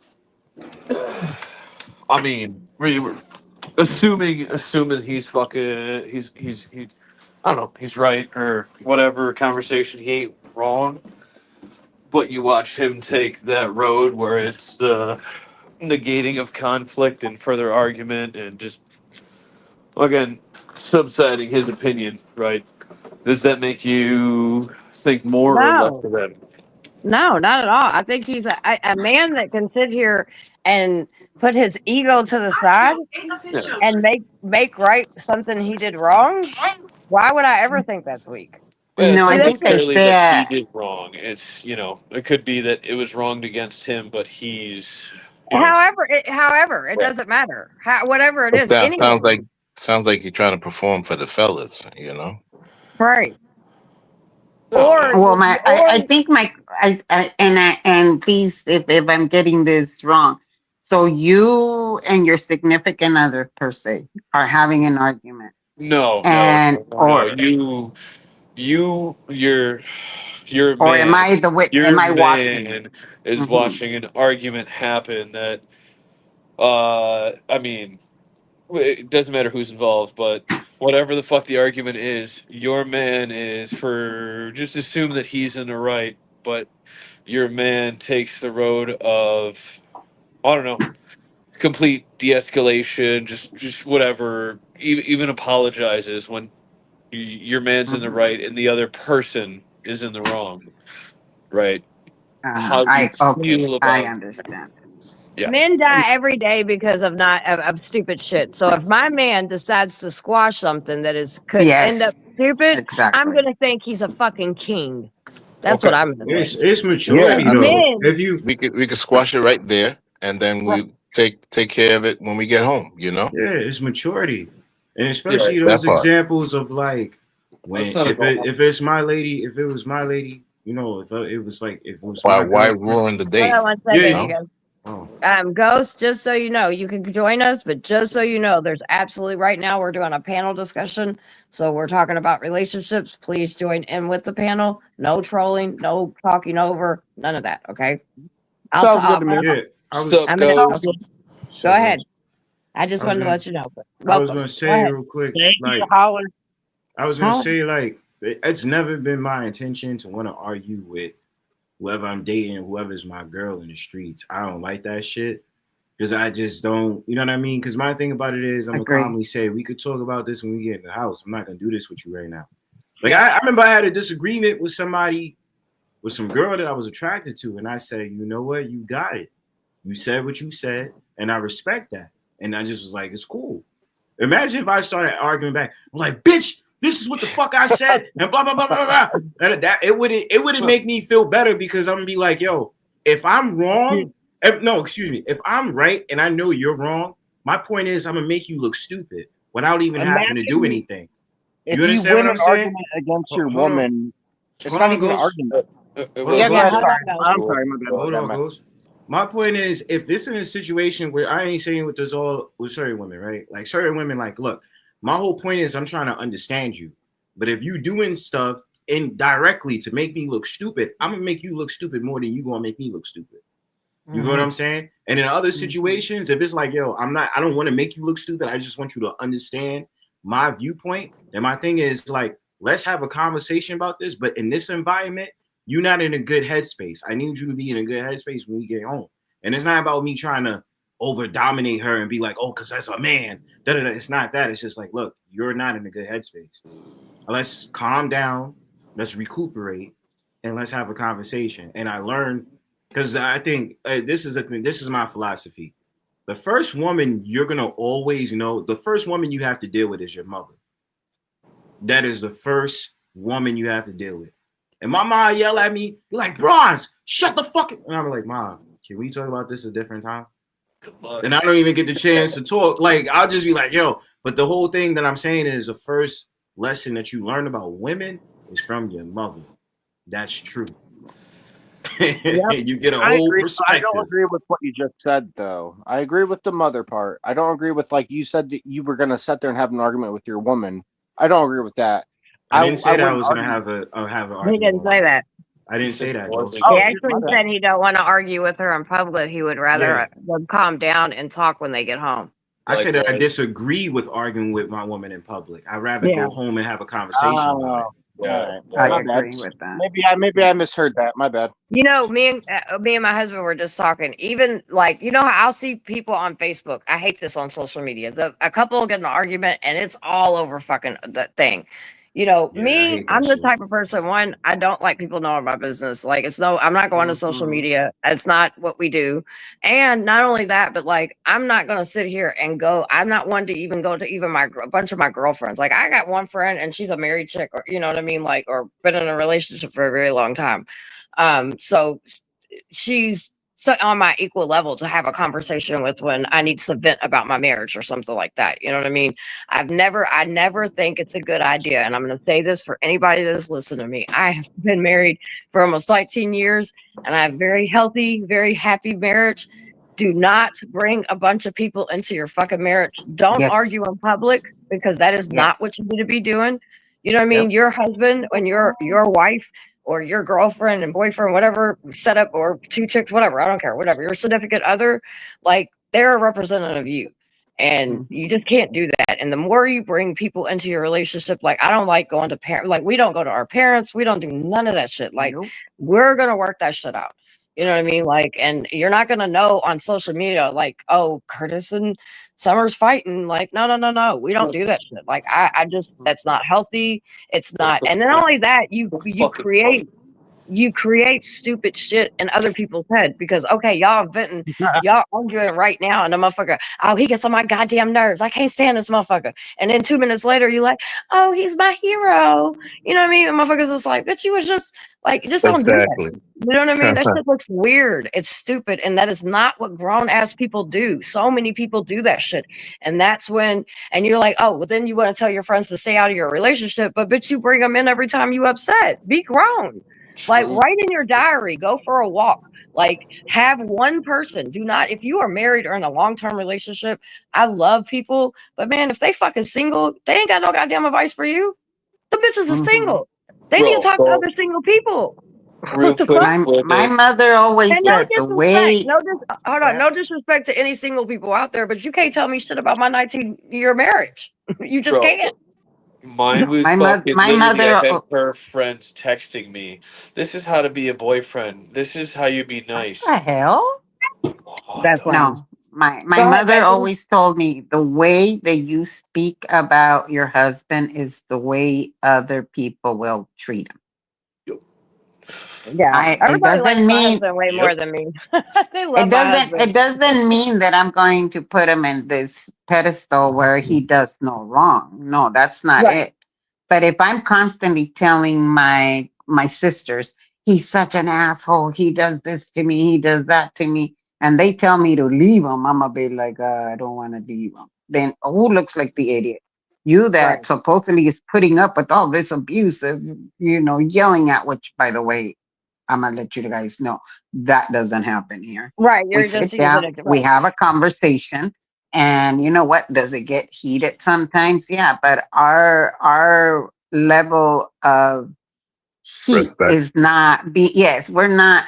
I have never called my husband outside of his name. I've never called him an asshole. This. Honey, I have tried to run my husband over with a car. I've tried to stab my husband. I've done some shit. You know what I mean? Like, I'm not gonna front. Like, I was abusive as fuck when we first got together, but I'm not that way anymore.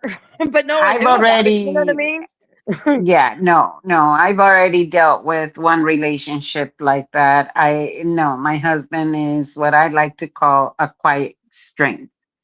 He And for the record, it doesn't wasn't show my husband's fault. It was me because I was toxic and stupid. Just FYI. Sorry, go ahead, Becky. It really was. I swear to He God. has quiet strength. Now about the submissive part. I used to be the one. What do you mean submissive? The fuck is that? Right? I'll be damned, because I used to see it as a boot on my neck. That's how I would submissive gave to me. No, there is nothing sexy. And me and Summer do pretty much the same thing as far as going out there and doing outreach. Yes, Becky does. Hold on 1 second. Becky does amazing work out of Cali, and we need to sub to her channel. Garrett, will you get her channel and share it, please? Oh, I definitely want to do that. She does amazing work. Go ahead. Thank Sorry. you. So and like back to what you were saying, Summer. Sometimes we need to be strong and be out there and handling business. I have pulled a man off of a woman while he's pounding her on concrete. Yep. But there is nothing sexier than being able to go home, look at your partner and say, you know what? I just need you, and just melt into their arms because you've had one of those days where, one of the people you're helping out there either went back into addiction or died from addiction or whatever it may be. I love being that way. Now, again, getting back to the submissive part, my mother, my parents were married for 50 plus years until dad passed away. I never heard my mother calling him an idiot, an asshole. And they got into fights. Oh, you best believe they got into some huge arguments and fights. but she always did say, that's your partner. That's Yeah. going. Yeah, that was one of the before we got married, she told me, you are very strong-willed. You are stubborn as fuck, and some days you're gonna have to lower your gaze, meaning be submissive. And I was like, I'm not gonna be submissive. What do you mean? Yeah, but you know what? Yeah, you do have to sometimes be like, okay, let me Yeah. step back It's and both hear you out. sides. Go ahead, Chris. No, go ahead. Go ahead. No, I thought somebody. Go No, ahead. that Go was ahead, Bubba. One of the Isaiah. two of us. I was gonna say it's both sides, right? You have to submit to your spouse in both ways, right? We can't just be wild Oh. out here, running around fucking idiot men doing. I But mean, even submissive if isn't sex, it's though. So I want to stop you right no, there. it's And it ain't even about that's not what I discipline, to be mean. honest with you. When It's I a, say the out here running around wild doing stupid fucking shit, it's more so in a sense of right. You got shit to worry about. You got to worry about not doing stupid shit that you used to do that brings you home at night, right? Like you got to that, fucking survive for somebody that's else, not right? that's not Like what I see as submissive at all. I think submission in the point. It depends. One, it depends on life's. Well, no, because men are out here. We boys, men, whatever the fuck you want to call it, just What doing dumb here? Let shit me that ask you a puts us at question. Let risk. me You know, like here. No, that's not. It has nothing to do with submission at all, actually. And so I just want to. I don't know really what you're talking about right now. Submissive, being submissive. Like my husband creates an atmosphere in our home to where I trust him enough to where I can be submissive to him. Like I can take care of him and I can allow him to take care of me. I don't have to be this strong, tough person that I have to be outside, right? Like when I'm outside, I literally put my life on the line like almost every night that I go out. Whether people realize that or not, because the shit I do is pretty scary, right? Or in his situation, like he does it, but he works a lot, right? And so when we're at home, like you know what I mean. I'm not the boss. Like I'm a completely. There's this. I'm just very soft. I'm very feminine. I'm very. You know what I mean. Like I can allow him to take over, and I love that. You know what I mean. It has nothing to do with me. What goes on outside of our household. I It's guess if just I misinterpreted some a little what Becky was talking about uh I guess somewhat the independence lifestyle. But at the same point, well, I mean, men have to be submissive in the sense too of, their woman's wills, right? Right. Like it is a two-way fucking street. You are submitting yourself, especially in marriage, to this is uh a like the bond, the commitment, this quote one life together type lifestyle shit. Yes, you can have individual independence, but you also are giving up that portion of wild's the wrong word, right? I don't you want to can say be it. independent and still be submissive. I'm very Yeah, independent. I'm a married like I'm woman. saying, I wild's mean, the I'll be wrong word you to know, my describe, husband worked so but much, honestly, the first like couple years of our marriage and shit. People used to think that I would tell people I was married and had a ring on my finger just that so people wouldn't hit on me. Like yeah, because my husband was so busy and I was so busy, our lives just, I mean, at home they collide, obviously, but he was over the road truck driver. I was, what I'm saying, starting my new, life in advocacy and public speaking and traveling and doing shit like that, right? And taking care of kids because he was over the road. So, like, submissive, I see, is what has to do between two people in a relationship. And you could be yeah. independent. Like, I'm very independent, even as a married woman. I'm very independent. And my husband allows that because he knows that I didn't have I didn't have choices. Like my choices were taken away from me at the age of 5 years old until here recently in my life when I turned my life around and learned how to take control for myself. So my husband understands that there's certain things that it's okay for me being independent. That doesn't take away from him or anything he provides or any of his substance at all. It has nothing to do with him actually. It has everything to do with me.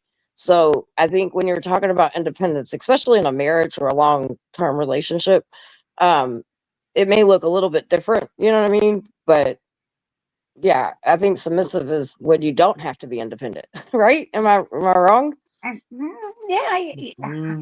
think people have a different definition of the word submissive, and it all Submissive. depends on their relationship. I again, because he's now the primary money maker.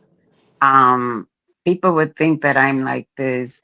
Oh, can I have $5 to go get me some ice cream? No, I know that I can go and spend the money, but I choose not to because he worked so hard for it. We're obviously trying to rebuild something or build something. For those that don't know, I was scammed out of my house. And when I tell you I lost everything in less than a year, I mean everything. So now we're slowly trying to build back up what we had. So I'm going to be very careful with the income so that we can go out to dinner, so that we can go out, and he's wanting to purchase a new car right now. Okay, you know what? So we do have that. Because I have a mother with advanced Alzheimer's, huge medical bills there. Right. So I think it's submissive. It depends on the relationship. It's nothing that has to be all bad, and it's not something that every person would even like to say that they have. I don't know.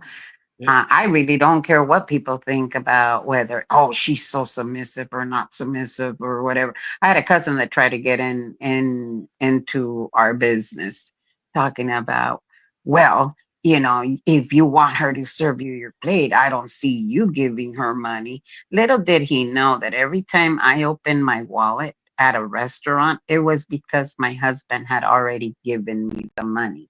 And he was all like, here you go, here's the money, for you to pay. Because again, he's an introvert.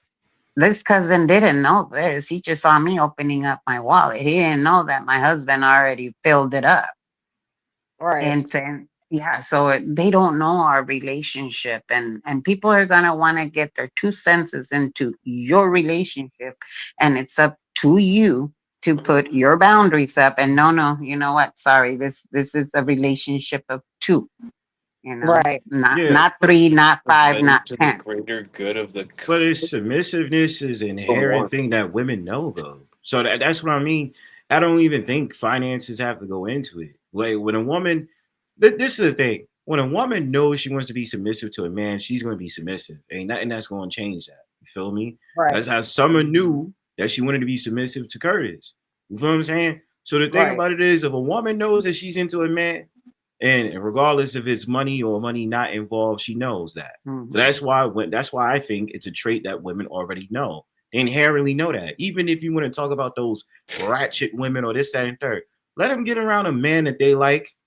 And I don't give a damn. Yeah, let it be a woman that, I mean, let's really talk about it. You have women out here that'll be submissive to damn sugar daddies. Why? Because they're getting something out of it. They getting money. They getting pampered. They getting taken care of. So that's why I think when you talk about submissiveness, it's an inherent nature that women know.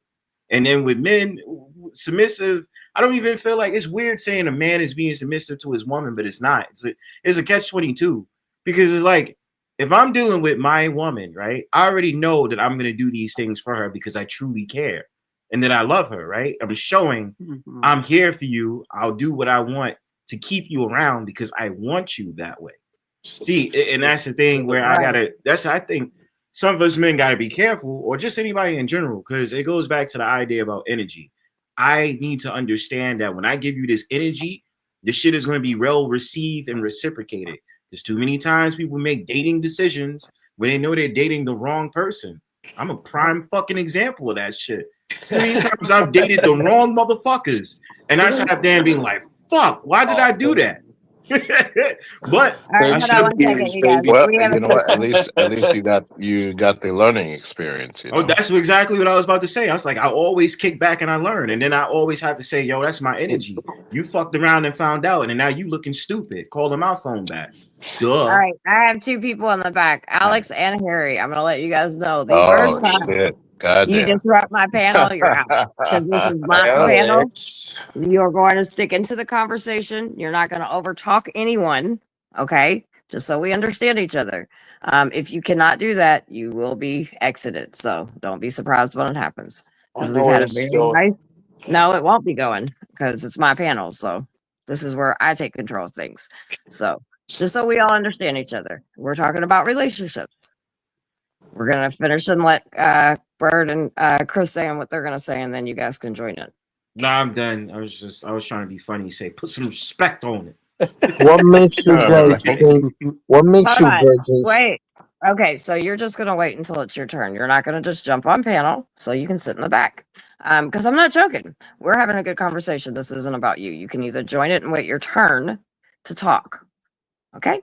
You're not gonna just jump in here and just start.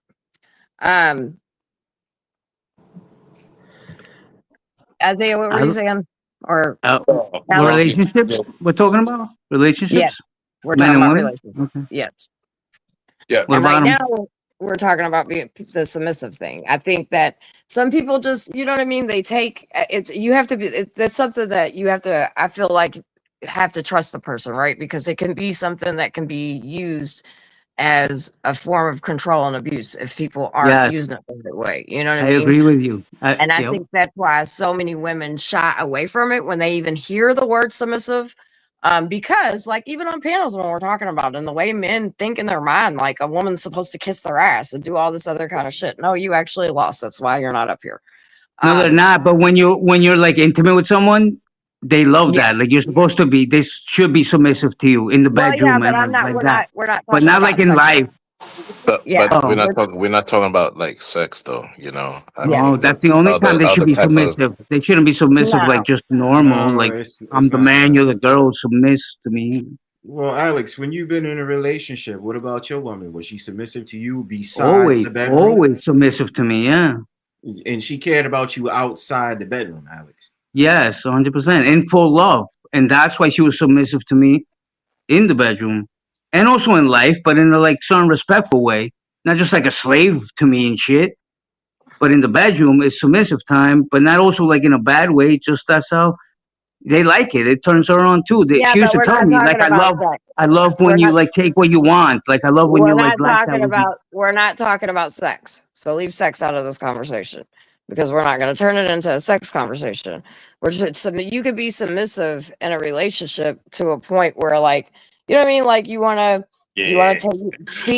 be loving and be caring and take care of the person and different things like that. It doesn't necessarily, like my husband's the head of our household. There's nothing wrong with that. I trust him enough to make the right decisions and for all of our family. Okay. We'll see you on Talk Your Ish. Holler. Y'all thought I was joking. I'm not. So you know what I mean? Like I don't think it's sex and everything's fine, but that's not that's such a basic conversation when you're talking about submission. And it shows that it shows immaturity if that's the only thing that you think is where a person is supposed to be submissive. So let me. Yo, no lie, Summer, I'm about to drop down. Sounds good. I love this conversation. We got to continue. Well, before you leave, we got to start what's the next panel discussion topic that you would like to talk about? Oh man, because I'm not gonna lie, Summer, we went through a lot of stuff tonight, so it's really good. So I'm trying to like think.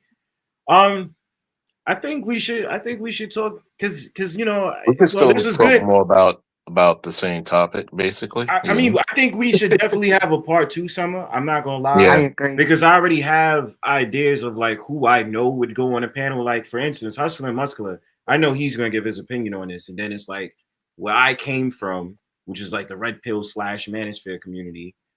I know that, like if we make a part 2 to this, I definitely think that I think it would really be a good conversation because, A lot of us have great opinions on things, and I think all of us that contributed tonight, especially with people I'm thinking about that be good on the panel. Yeah. Yeah, I'm gonna ask around, and I'm gonna see what day we could do this. I mean, I'll try to gun for maybe Sunday because it's supposed to be snowing, so I know I'm gonna be staying home. So I'm working, so Sunday, Mondays are the damn, only days I can't do Sunday. it. Shit. Yeah. We'll figure it out. Yeah. But I mean, for now, in my opinion, Summer, first and foremost, great panel. I loved it. It was a very great conversation. I was just awake the whole time. If y'all heard me unmuted, I was just listening. No, I know you were listening. Yeah, I was You were wide listening awake. because when you joined in, you knew what we were talking about. So I knew you were listening. Yeah. But in my opinion, I think we should do a part 2. Okay. To this We could do that. conversation. Yeah. Great conversation with everybody. Y'all was dope as fuck. Yeah, I'm gonna get some shout out. But thank you, Summer.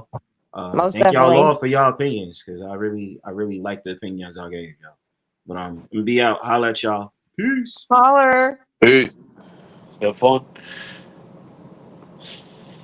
I'm really liking this conversation and this panel and the ability of having an adult conversation without Yeah. going sideways. I appreciate you having me up here and everybody contributing to the conversation, because nowadays it just seems that just even having an opinion that might differ from someone else, that's enough to, okay, cancel, you're canceled because you said Right. women should be submissive, therefore you are now. No, it's okay to have difference of opinions. That's what makes this so fucking unique, is the Right. ability to look at the one object and you describe it one way, I describe it another way. Neither one is wrong, we're just describing it differently. Yep. I agree. Well, that was the reason too. Like we all know, I love drama. I love my drama communities. I like talking my shit. I love it, and I'm great at it. But I also, and that's why we're doing it on this channel, because I have my Talk Yours channel, which is just for that. It's talking shit. But then this channel is where I like doing interviews. I like doing panels where we can have some substance conversation, because while all of us love trolling and doing all the shit that we do on the internet, I do believe we could learn from some shit. And so I like having panel discussions. And so we'll do a part 2, and I could see even a part 3 happening with this if people get into it. But also, like I was saying, like I want to do conversations about race. I want to do conversations about religion. I want to do conversations about what people and identify, like whatever, I want to talk about all Hey, the write down the list. That was the list right there. That was like 3 right there. Yep. So those and anybody that wants a topic or whatever, say something. You know what I mean? Because I'm gonna have Katrina make the graphics for it, and we'll do a panel, and we'll do it. At least once a week. Try to do something to where we have just and I want it to be the hot topics and stuff, and that's why I will have the same like it was tonight. No one will be allowed to fuck around and be stupid or like even over talk and talk shit or anything like that, because I want people to talk, and I know that the harder and the hotter the topics get, it's going to be get more emotions into it, and that's why we kind of decided to start off with this one, like this little series, and then go into the next one, because I do realize it's going to get the hotter the topic, the harder the conversation, but we've But got to those start are talking to each exactly the other. conversations that we Yeah. need to have, are the hard Absolutely. conversations. Absolutely.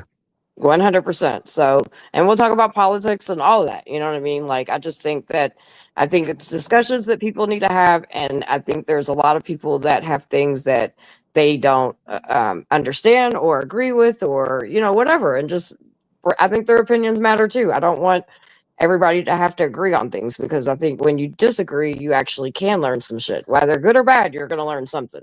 So, I think it's been a good panel tonight. I agree. Now I'm gonna go give my husband the biggest hug, because goddamn, I appreciate that, man. I know, right? Okay. Yeah, I'll probably shut this down. I don't know what's everybody doing as far as. They're waiting on the other side. Come on now. I know. The line they lined up right now. I know, right? So I'll probably go ahead and open up Talk Your Ish for anybody that wants to come hang out over there. But I appreciate everybody that came in, and we are going to have a part 2. So next week, we'll figure out a time. But I'll be doing another one like this, and we'll do a Do you relationship. normally hold update. them on Thursdays, or is it varies? I think I think Thursday sounds like a great panel night. Yeah, I I think it probably will be a good time to do it because I won't do it as late. I did want to start at like 9:30, but I got stuck in a snowstorm, so I was like pushing the time back. I was like, my bad, y'all. I No, usually it was the like if You're perfect I'm time east. though. It was the perfect time though. What do yeah, you think? yeah, I think You're yeah, I think it was good. I think Thursday's a good day. I think between 9:30 and 10 o'clock's a good time because you get But are people. you east? Because I'm on the West Coast, so is Well, it? yeah. I Oh, don't know okay. the time difference. So it's Yeah, so it's 2:30 here. 11:30 by you right now. Yeah, So it's Yeah, 11:30 here yeah. now. yeah, Mm-hmm. So, but are you on the East Coast, Summer? yeah, yeah. I'm in Okay. Kentucky. No. Oh, okay. So it would be about 6 p.m. my time. Oh, perfect. Yeah, and I Mm-hmm. just think it's a good timing to get, most people are figuring out their day or whatever. Bless you. Bless you. Bless you. Oh my god. Bless you. Bless you We again. gotta, Salud. Thank you. we gotta get him over. Jesus Are bless you me. taking any Shit. Mucinex or anything? What was that? Was that? I said, are you taking any Mucinex or anything? Fuck no. I don't take medicine. Oh, okay. All righty. Take some Well, Vicks. Okay. Vapor up, put it in your Eucalyptus. nose. I Eucalyptus give you the does Vicks. I wonders. don't Vicks nasal sprays. That's what you fucking great. Not sprays. all right. Or Well, I use think a Medipot, you know, flush yeah, out your nose. yeah, and that's not The medicine. sinus. Yeah. Get Oh, some I can't take eucalyptus this. I leaf can't help it. from, usually at a park, they have eucalyptus. Grab some of those leaves, boil them in water, obviously, boil them, and then do a towel over it. Make sure you Yeah. burn your face. Over your That will head. clear And up let your the steam out. bronchial tubes. I'm in Yeah. Cleveland. We don't have eucalyptus plants here. You Then can you be see sitting in all then hot you see all water. that snot coming out, you know, into the Oh, you pot. can see it. It's terrible. Well, Shit, have a good I night. got bad sinuses. I can't help it. It's just. I have severe allergies. That's why I recommend that. I'm allergic to everything. I'm so allergic It to everything. sucks. It sucks. Yes, it does. Oh, you have a cold? I wish it was a fucking cold. Then I could get rid of it in a week. I have allergies. Exactly. It's like no, I'm just gonna wake up feeling the exact same way tomorrow. Yep. Well, I'm have a congested wonderful night, half the everyone. time. Thank you for having me on here. I really did appreciate the conversation. I never thought I was gonna be this wife where I was like, oh, what? Huh? I thought I was gonna be independent till the day I died. No. Wow. I You live meet much the happier now. well, and you meet the right person that changes everything for you. So Really I does. never thought I would get married at all. I was like, fuck, or have kids for that matter. And I wasn't planning on getting married so soon. Once my kid hit 18, I mean, I dated and everything. I never brought anyone home. But once my kid hit 18, I told them it's mama's turn. And I started dating, not fucking dating, Thursday, Friday. And then my husband came along and I'm like, no, you see, you don't understand. First, I was under my parents' roof. Then I was under my child's roof. Now it's my turn. I got married a year and a half later. And my biggest regret was not marrying this man the week after we got together because he is a wonderful person. But thank you guys for everything. And we'll see you next week. Okay, right, Becky. I'll see you Nice next to meet you. weekend. Nice to meet you guys. Take care. Bye. Becky's awesome. All right, fellas. Well, we're gonna open the other panel up if you want to come over, Isaiah. Oh yeah. Yeah, he's coming Which over. one is which one is it? Talk your ish.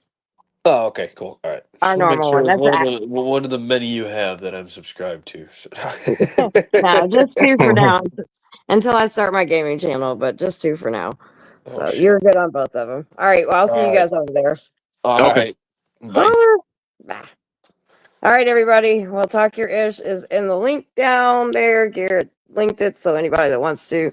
That is a straight Talk Your Shit channel. So if you got thick skin or small feelings, then don't come. Okay. Otherwise, we will see you guys next Thursday with this series. I guess it looks like we're going to be doing relationship part 2. Tell people about it if you want to join. Again, it's about having conversations. And so I appreciate every single person that came on panel that supported that. Even Ghost, thank you, Ghost, because he did not do anything bad. So I appreciate that. Anyway, I will see you guys over at Talk Your Rich. I'm going to start the panel. So to everybody else, I will see you guys later. Have a great night. Holler.